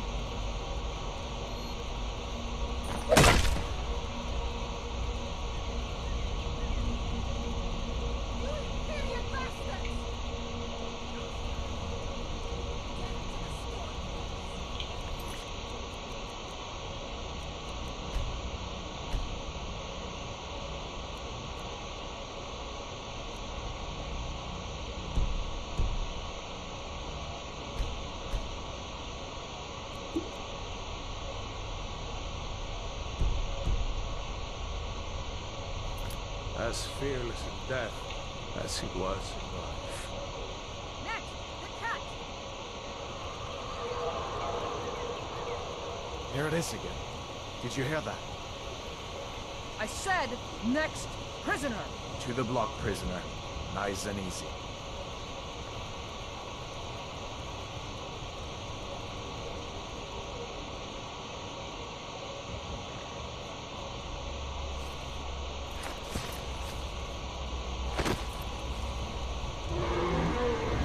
What in oblivion is that? Sentries. What do you see?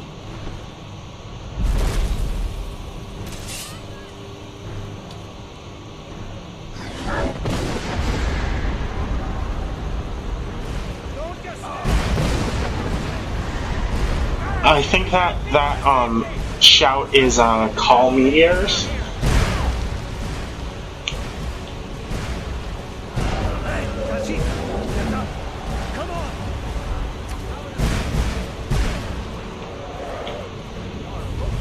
What is that thing? Could the legends be true? Legends don't burn down villages.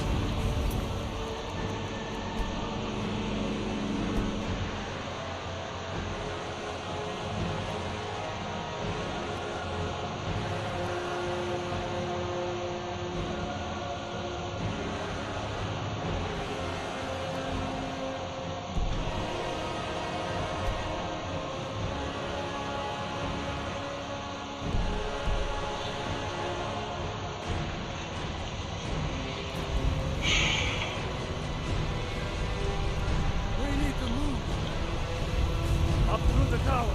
Let's go. We just need to...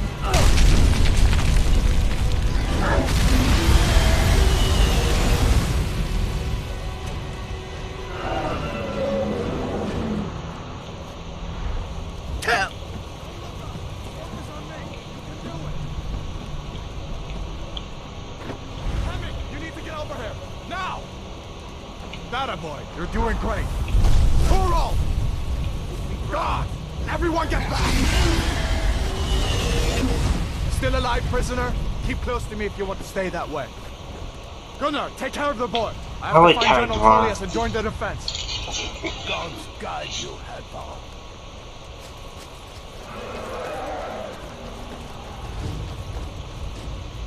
Stay close to the wall!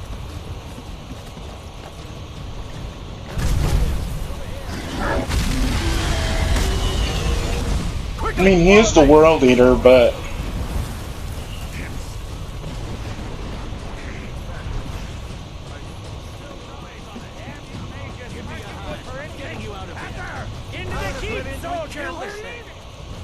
It's you and me, prisoner. Stay close. One of the 8 divines is this thing. Raylo, you damn traitor. Out of my way. We're escaping, Hadvar. You're not stopping us this time. Fine. I hope that dragon takes you all to Sovereign Guard. You, come on! Into the gate! With me, prisoner. Let's go. We've got...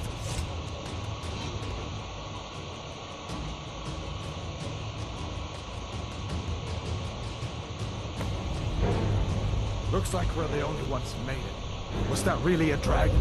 To bring us of the end times? We should keep moving. Come here. Let me see if I can get those bindings off. There you go. Take a look around. There should be plenty of gear to choose from.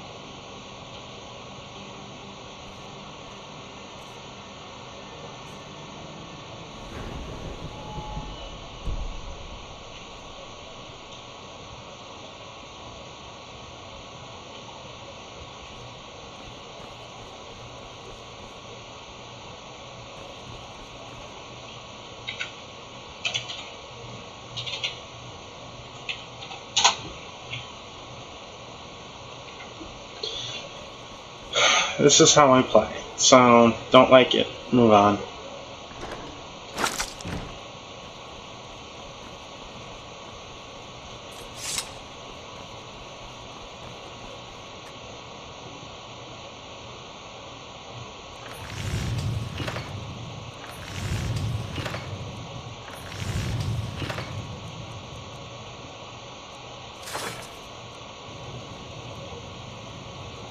Okay, so I best. I'm gonna level up to level 100.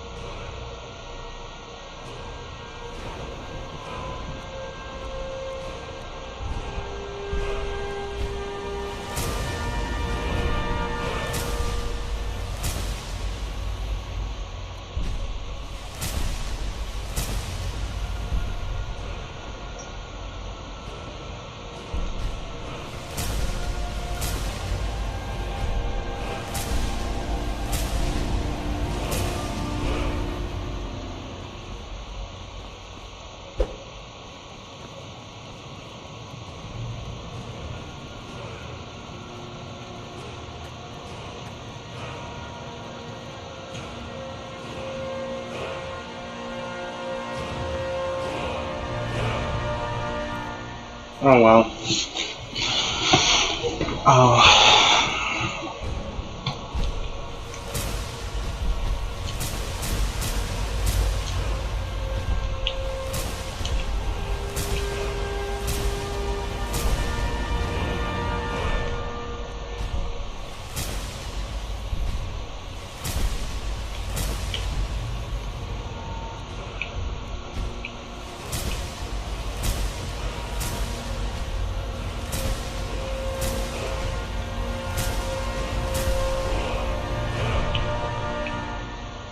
I love how I get people all the time telling me, oh, this game is so pretty. There are like 1,000 other people playing the same game I am. I just have like beauty mods in. That make my game look really, really nice. Like, you can get the same beauty mods if you play on PC. It's easy.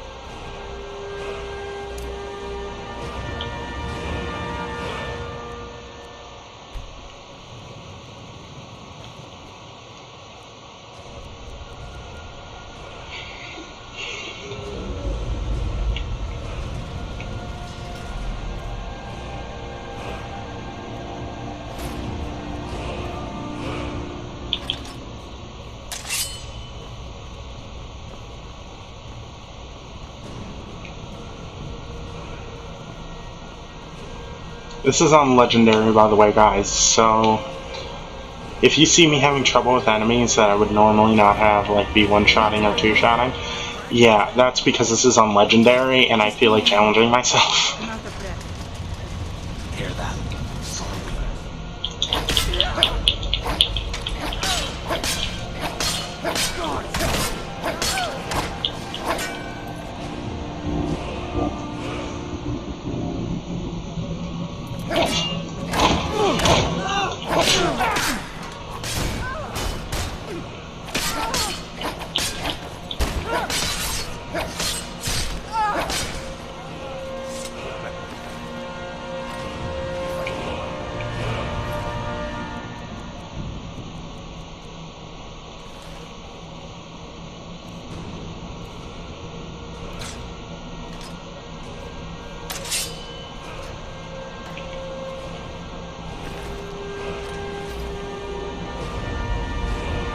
Let's keep moving.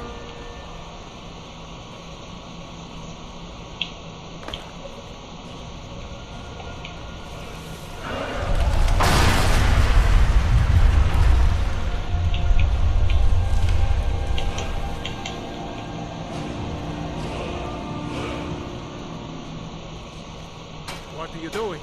We need to get out of Helgen, now! These Imperials... Potions in here. We're going to need them. Now you're on.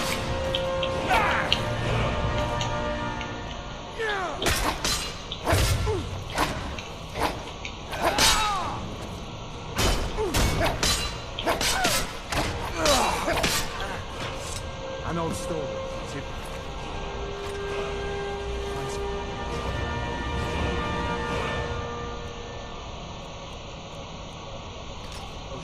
Might come in handy. Done then?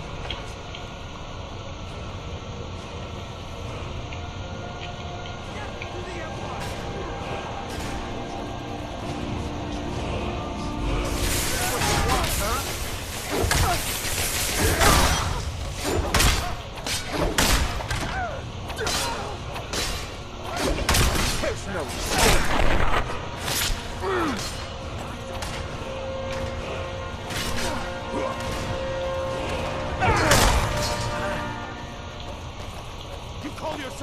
You fellows happened along just in time. These boys seemed a bit upset at how I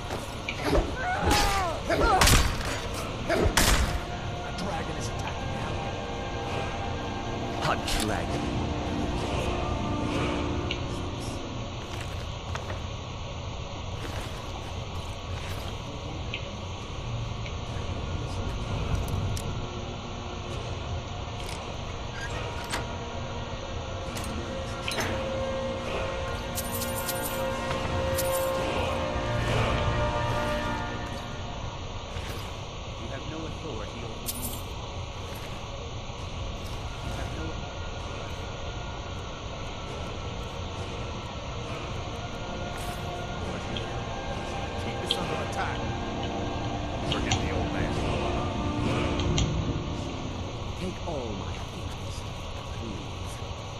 Grab what you can and let's go.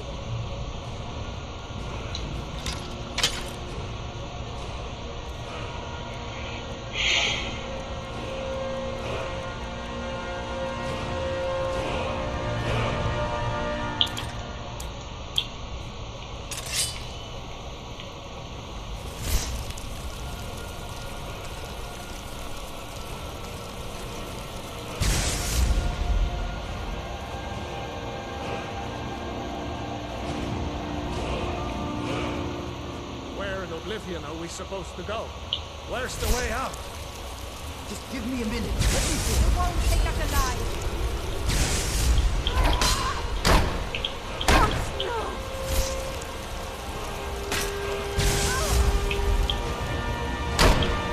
Mercy.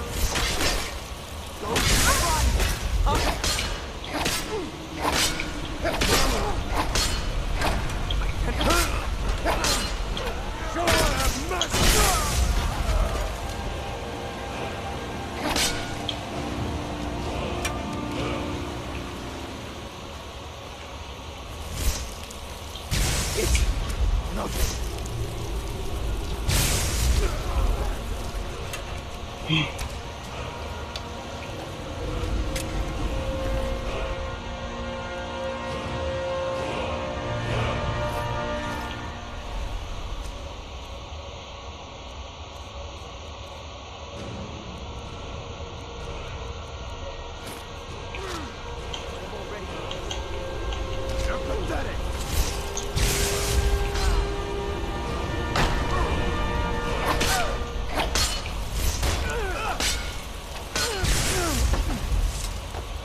All right, let's see if we can find a way out.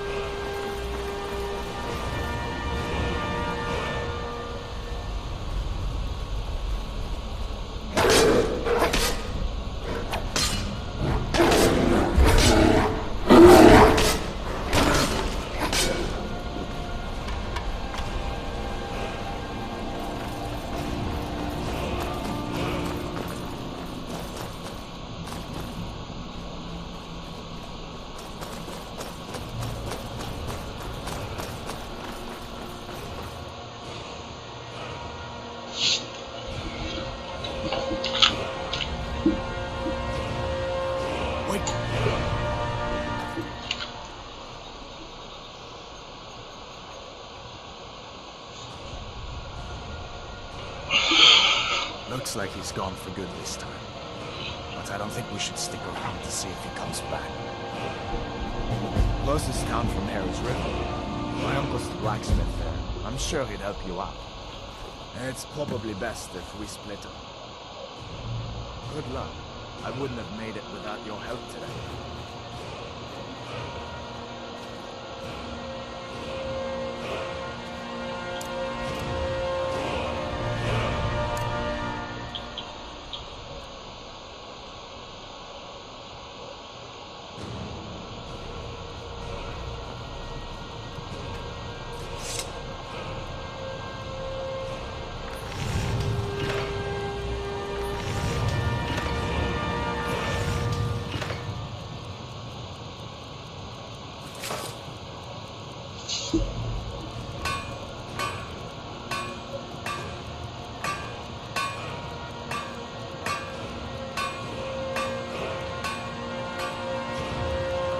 Okay, this is ridiculous. Okay, hang on, guys.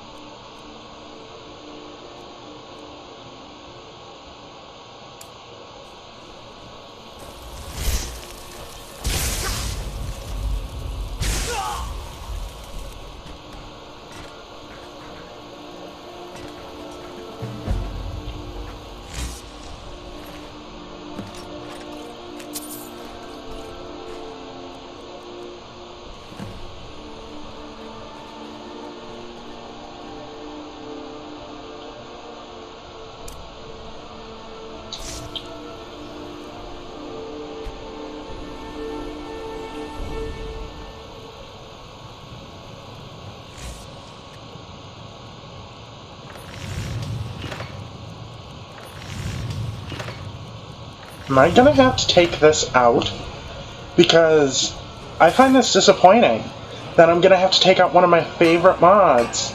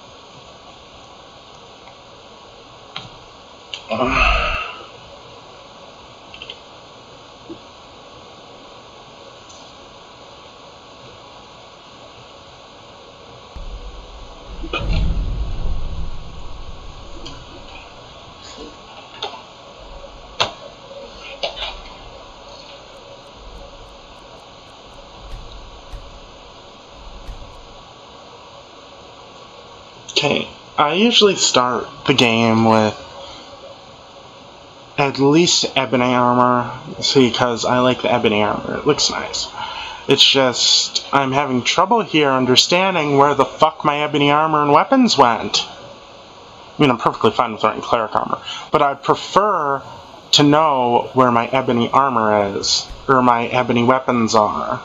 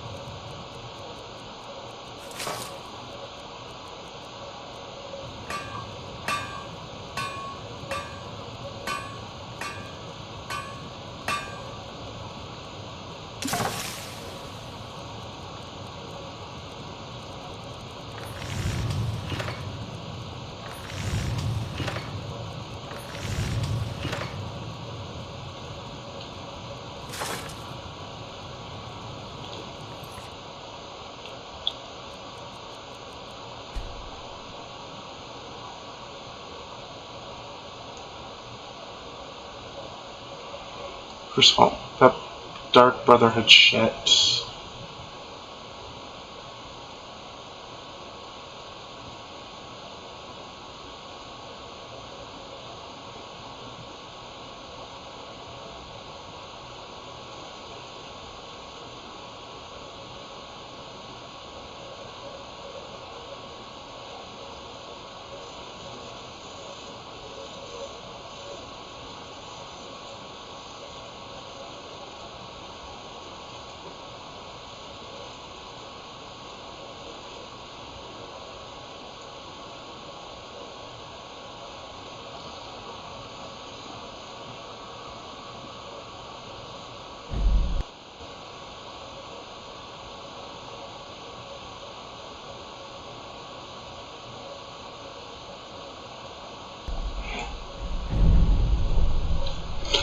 Did I just trap myself in,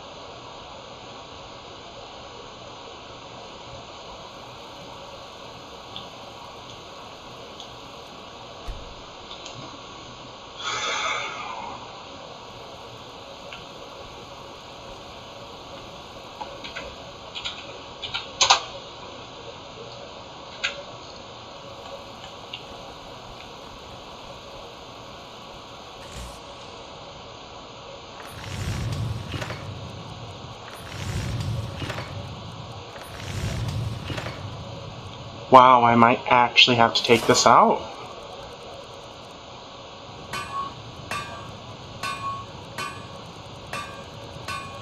Wow, I might actually have to.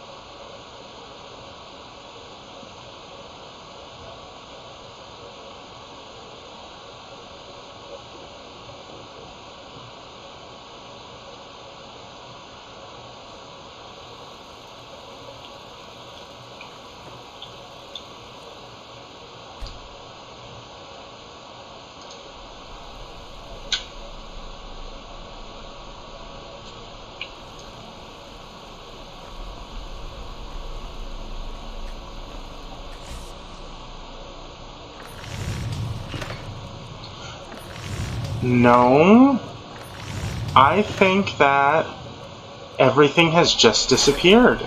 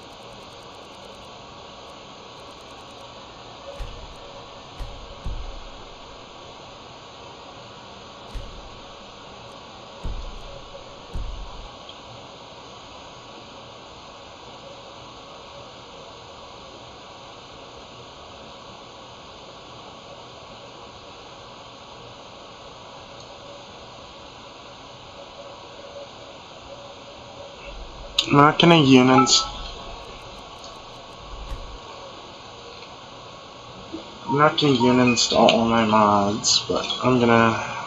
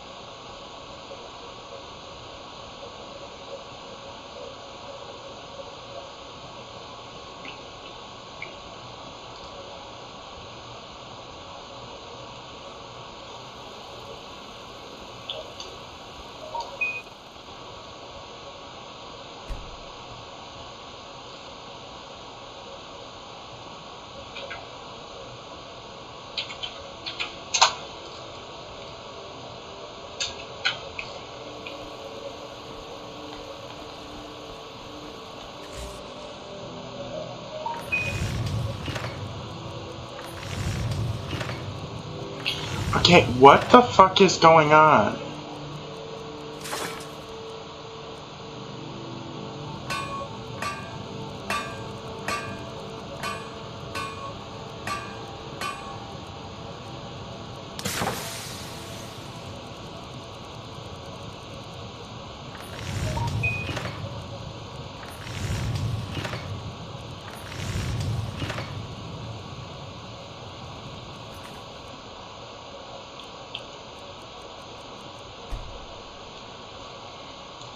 Okay, I'm gonna try disabling everything.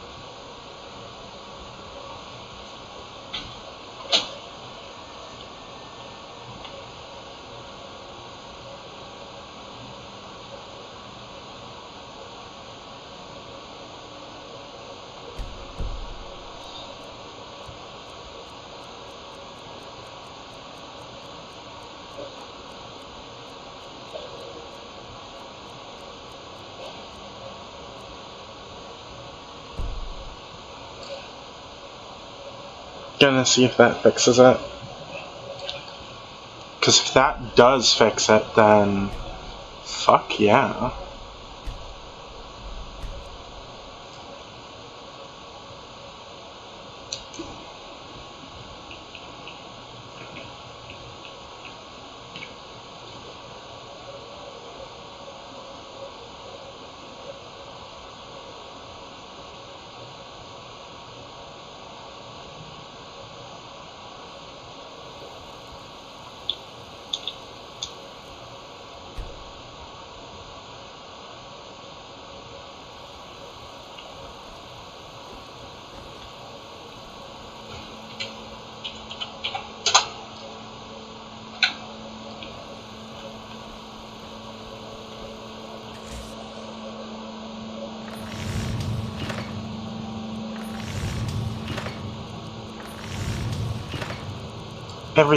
Everything is fixed now. Okay, so just erase that mod.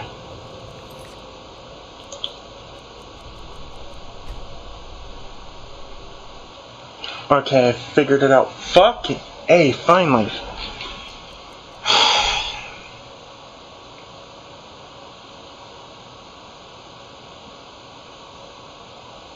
So you're telling me I would be stuck behind a fucking gate for this?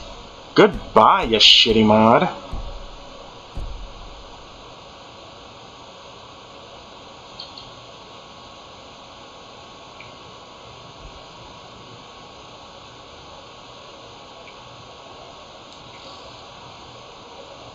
Oh, I love a rainy night. I love a rainy night. I love the rainy do.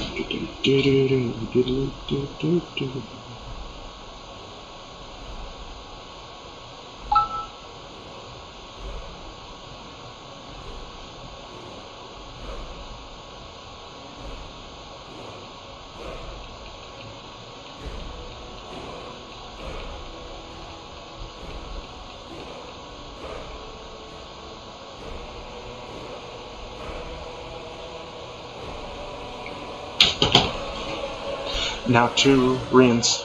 Now to undisable all of my mods.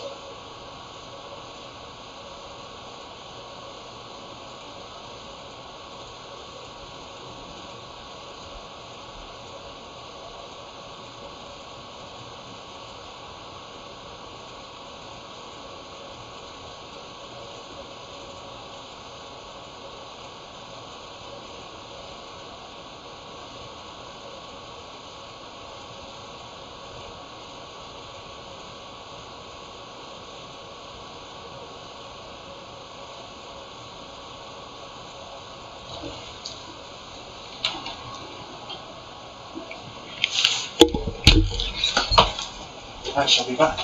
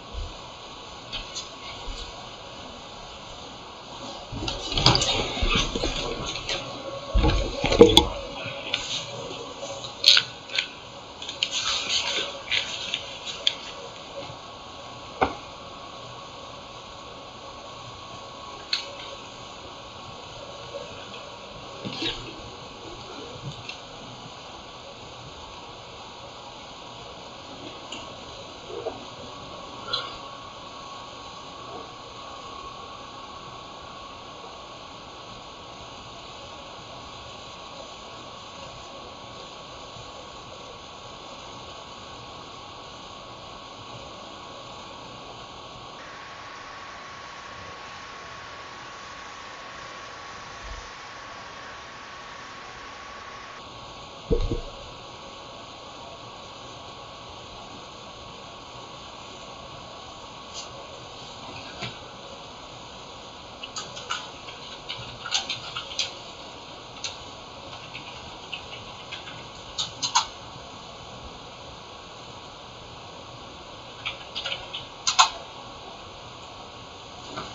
now we can. So.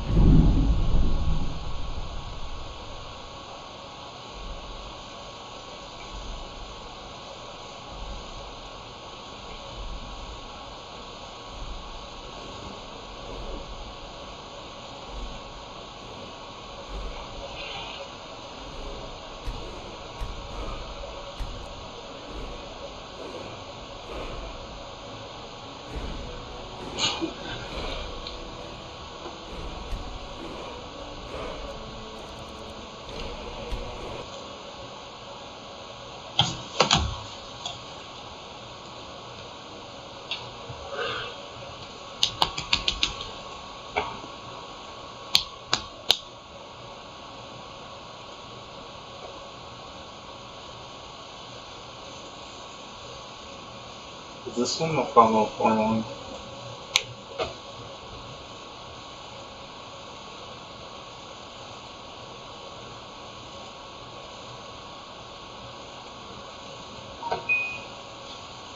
Nah, she just left me on that.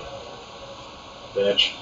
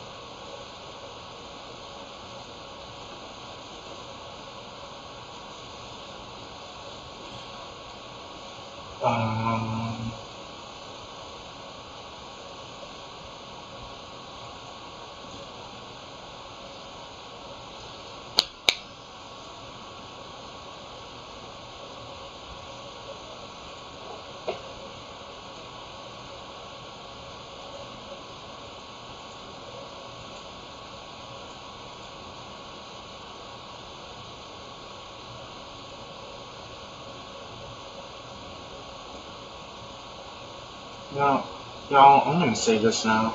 If you're gonna leave me on, like, read,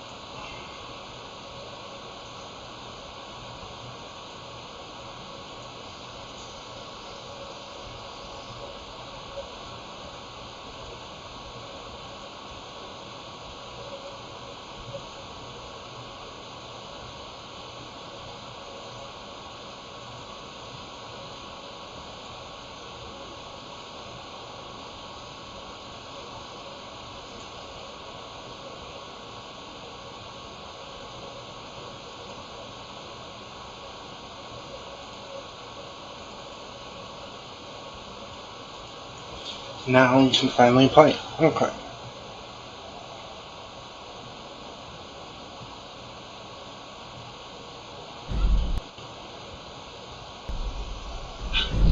Who the fuck, and I mean this, who in their right fucking mind, and I'm gonna say this nicely, who in their right fucking mind would ever use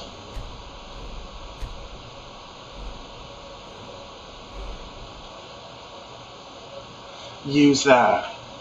Who ever created that mod should probably take it off. Because that made me wonder for so goddamn long whether or not my game was fucking broken. Fuck that mod.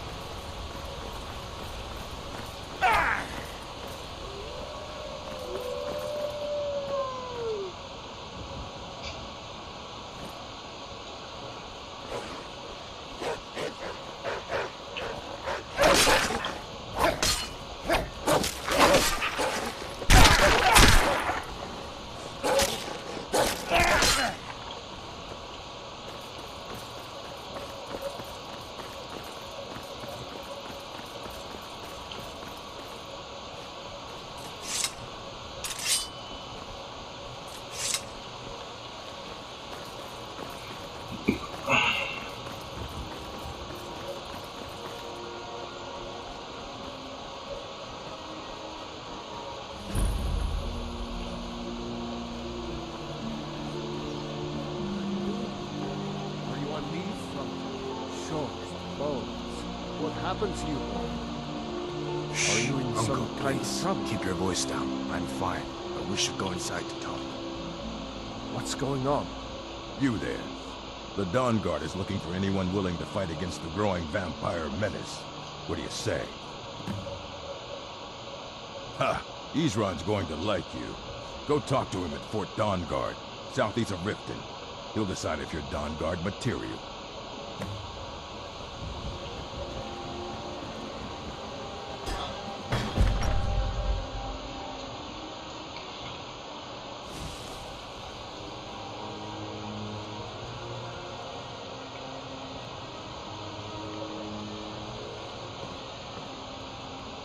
Sigrid, we have company.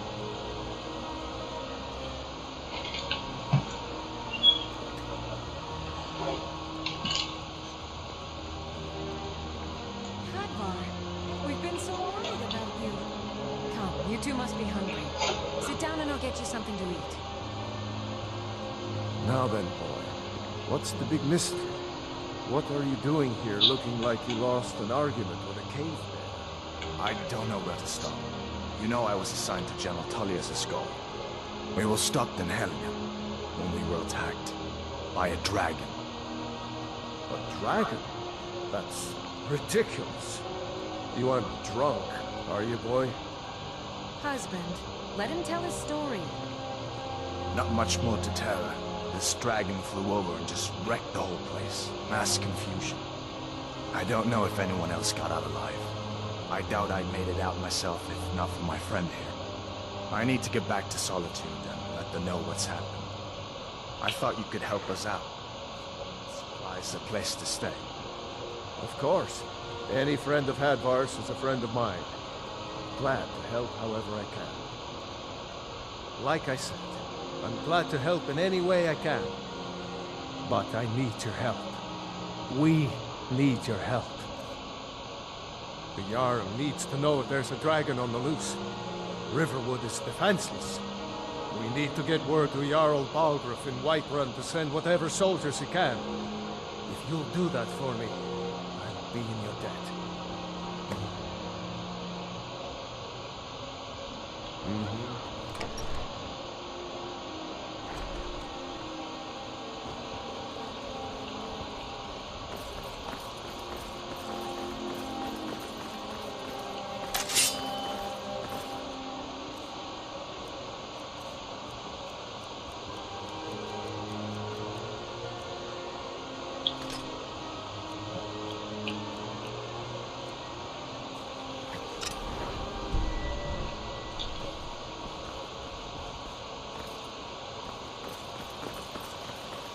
I think I'll get some reshaped ones later, because I've never really liked the look of the normal.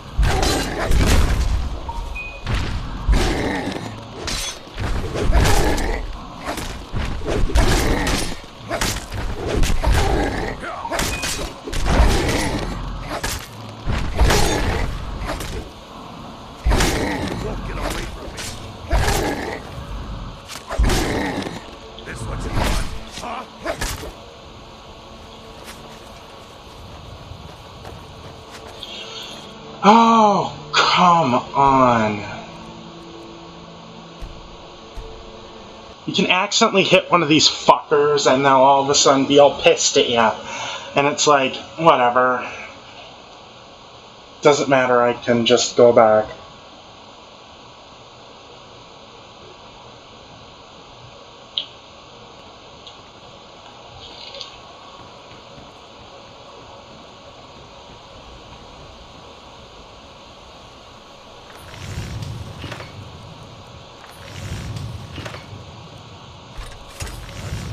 Weapon you've made there.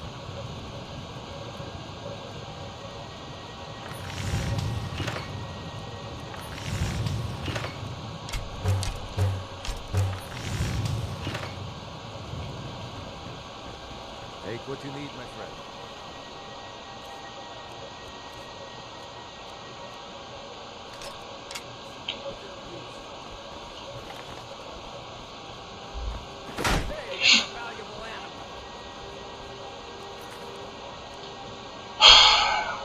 I can't. I'm not.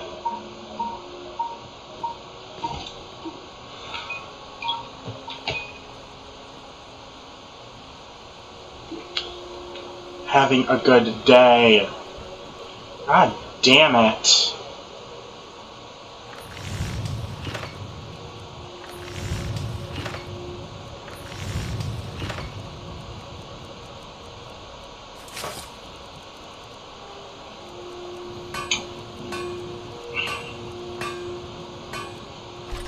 That's a decent weapon you've made.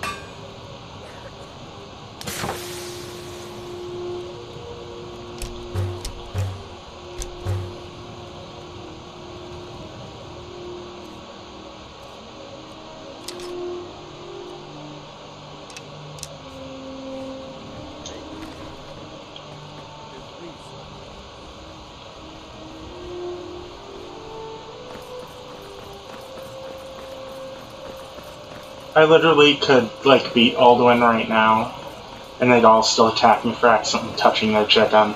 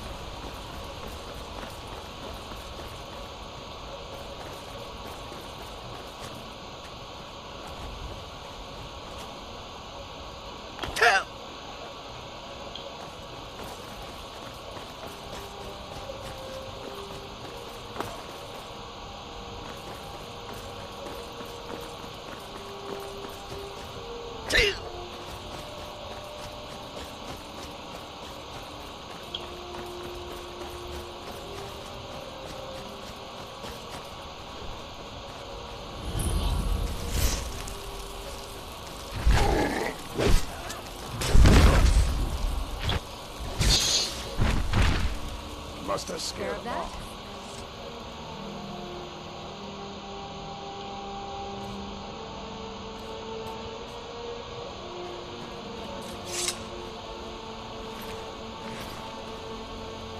You look strong. Come to your Vasker and be a companion. Until next time. Fight with us and you'll have stories to tell. Come up to your Vasker, if you're worth anything in a fight. Well, that's taken care of. No thanks to you.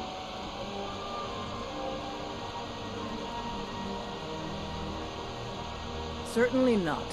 But a true warrior would have relished the opportunity to take on a giant. That's why I'm here, with my shield brothers. An outsider, eh? Never heard of the companions? Her voice actor sucks, by the way. We are brothers and sisters in honor. And we show up to solve problems. Her actress sucks. Not for me to say. You'll have to talk to Codlack Whitemane up in your... The old man's got a good sense. If you go to him, good luck.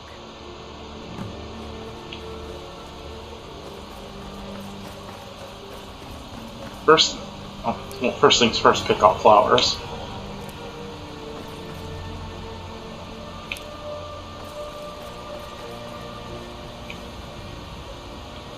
I never noticed that. By Easmere, it's true. A jester, funny suit and all. Just north by the Lorius farm. I've been looking for you. Got something I'm supposed to deliver. Your hands only. Let's see here. There's a new museum opening up in Dawnstar. The owner is asking me to hand out invitations to travelers. Looks like that's it.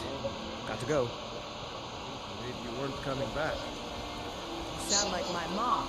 Figured I was lying dead in a field somewhere, is that it?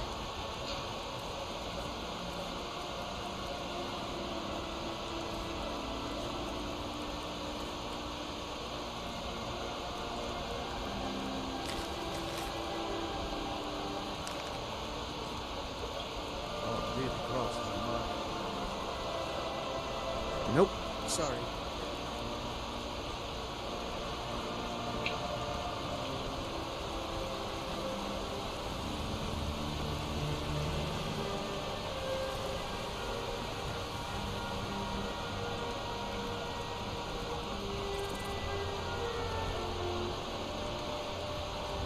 Guess my first house then. Oh, well, whatever. Halt. City's closed with the dragons about. Official business only.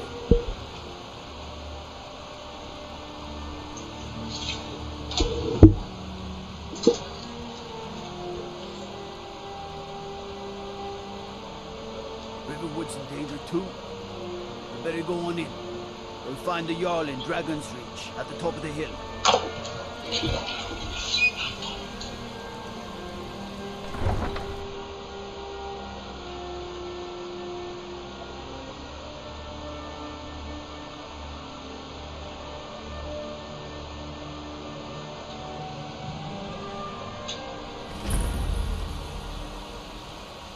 We'll pay whatever it takes, but we must have more swords for the Imperial. The time has come. I have done all that can be done. There is nothing left. No quests to be undertaken, no villains to be slain, no challenges to face. Except for you. You are my last challenge. Only you can send me to Sovngarde with honor. Make your preparations. When you're ready, come find me in my last vigil.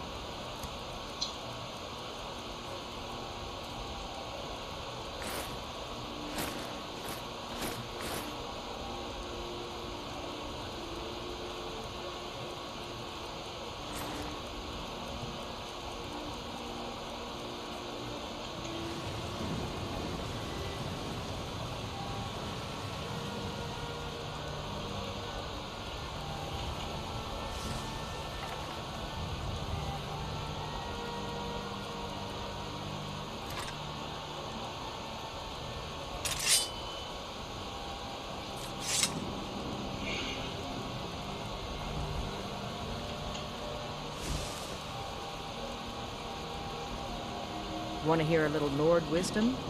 You don't really know a woman till you've had a strong drink and a fist. Pretty sure I'd kill you.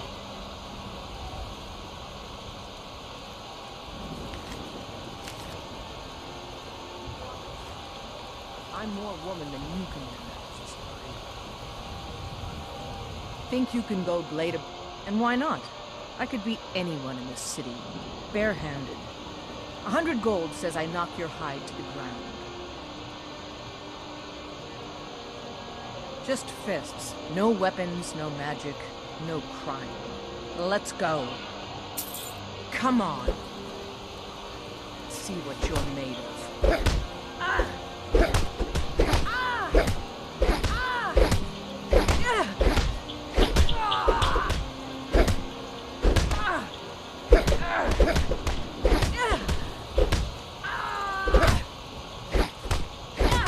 Half health, right?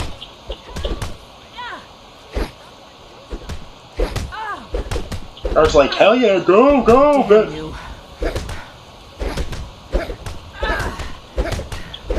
I'm God, bitch! What the fuck you gonna do? Come on, show me what you've got.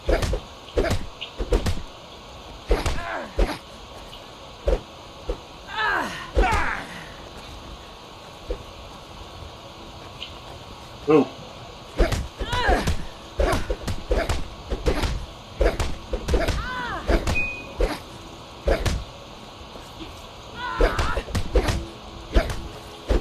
I will destroy you. Having fun there, lass. Having fun trying to knock out the thing that uses claws in a fist fight.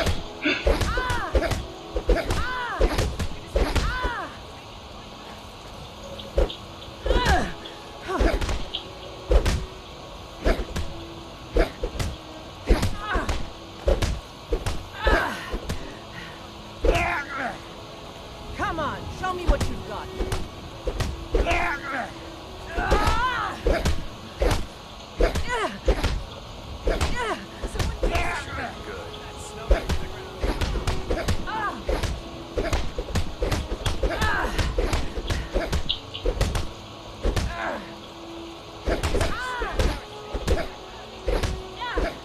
I will destroy you.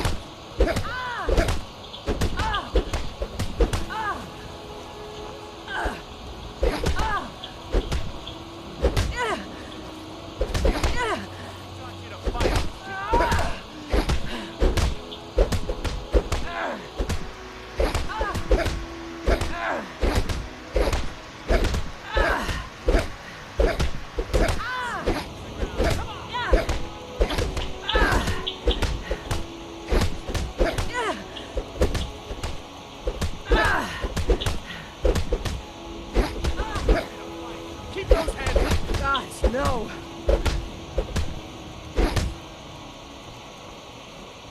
You're just gonna stand there and Now take that's it what I right call a back. punch. You got me. You're no liar. Best fight I've had in years. There you are. If you ever need another blade at your side, just ask. Wouldn't mind seeing how you handle a few trolls.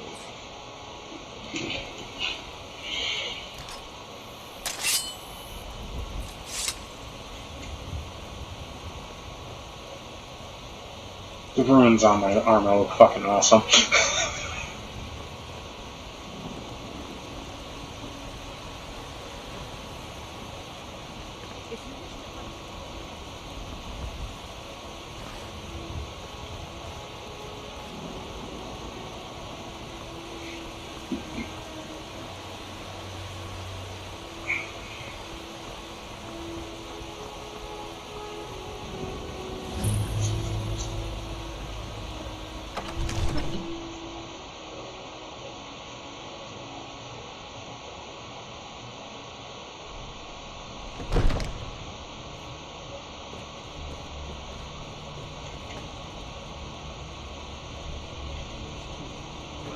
There's no telling what it means. My lord, please. You have to listen.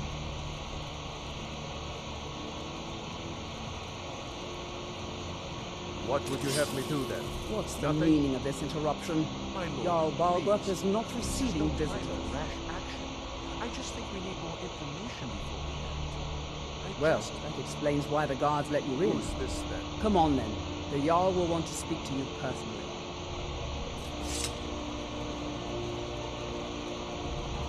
So, you were at Helgen. You saw this dragon with your own eyes? By Ismir, Irileth was right. What do you say now, Proventus? Shall we continue to trust in the strength of our walls against the dragon? My lord, we should send troops to Riverwood at once. It's in the most immediate danger. If that dragon is lurking in the mountains, The Jarl of Falkreath will view that as a provocation. He'll assume we're preparing to join Ulfric's side and attack him. We should Enough! I'll not stand idly by while the dragon burns my hold and slaughters my people. Irileth, send a detachment to Riverwood at once. yes, my Jarl. If you'll excuse me, I'll return to my duties. That would be best. Well done. You sought me out on your own initiative. You've done Whiterun a service. I won't forget it. Here, take this as a small token of my esteem. There is another thing you could do for me. Suitable for someone of your particular talents, perhaps. Come, let's go find Farengar, my court wizard. He's been looking into a matter related to these dragons and rumors of dragons.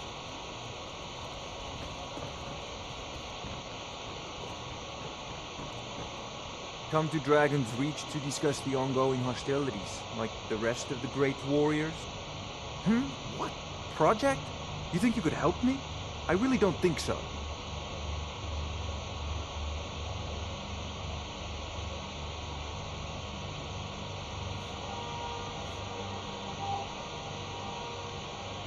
Where? I would never...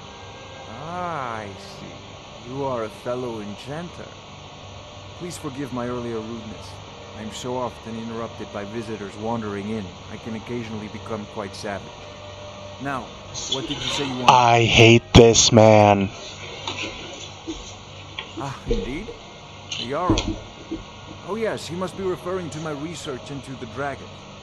Yes, I could use someone to fetch something for me. Well, when I say fetch, I really mean delve into a dangerous ruin in search of an ancient stone tablet that may or may not actually be there. Straight to the point, eh? I, learned of a certain stone. Go to Bleak Falls Barrow. Find this tablet, no doubt interred in the main chamber. Farengar, I see you've already met my new friend here. You know, if you've I'm got the sure appetite, you two will get along join the Mages famously. College in Winterhold. This is a priority now. Anything we can use to fight this dragon, or dragons, we need it quickly, before it's too late.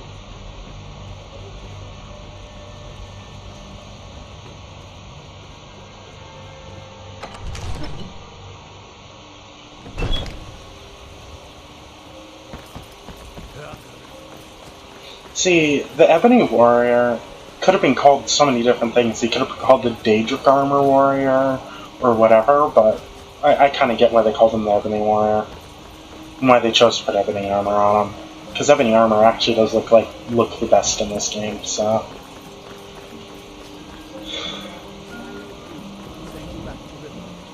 You call yourself a wizard? I challenge you to a duel.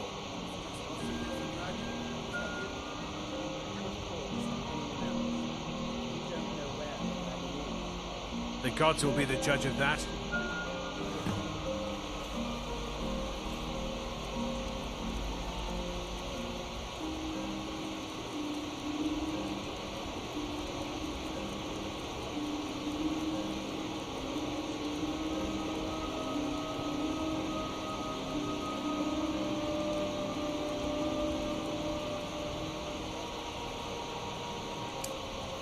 The safety of the town is attacked. I don't expect the three of you to fight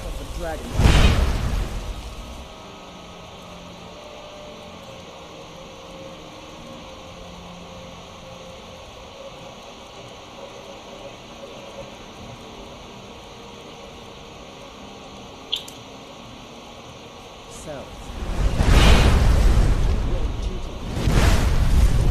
We'll keep Riverwood safe.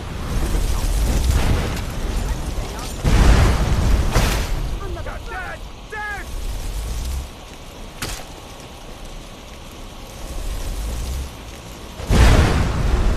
This is a magic jewel.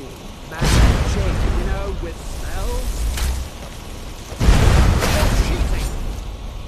I thought you were a wizard. Hit me with a spell.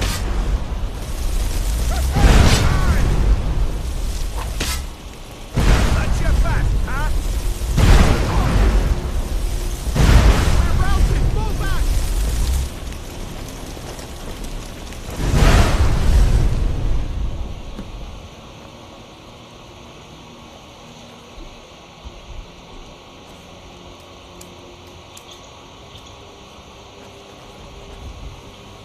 Sorry about that, guys.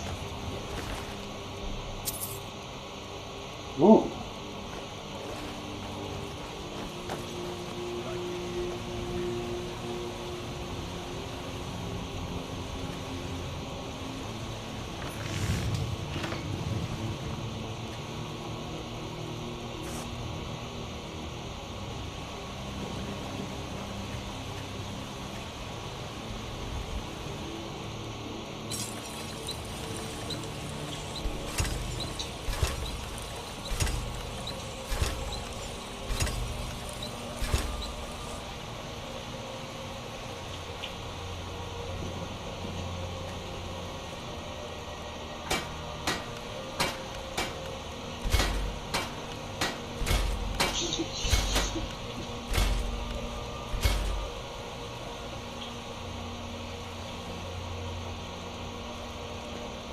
Nope.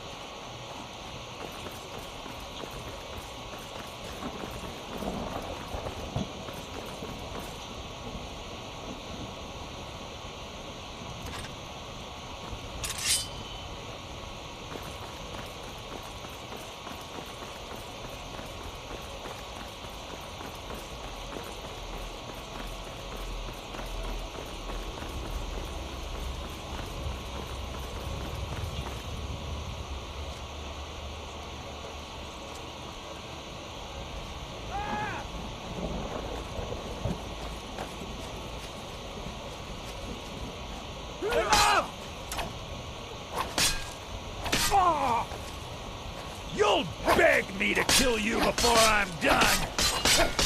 At last, a worthy opponent!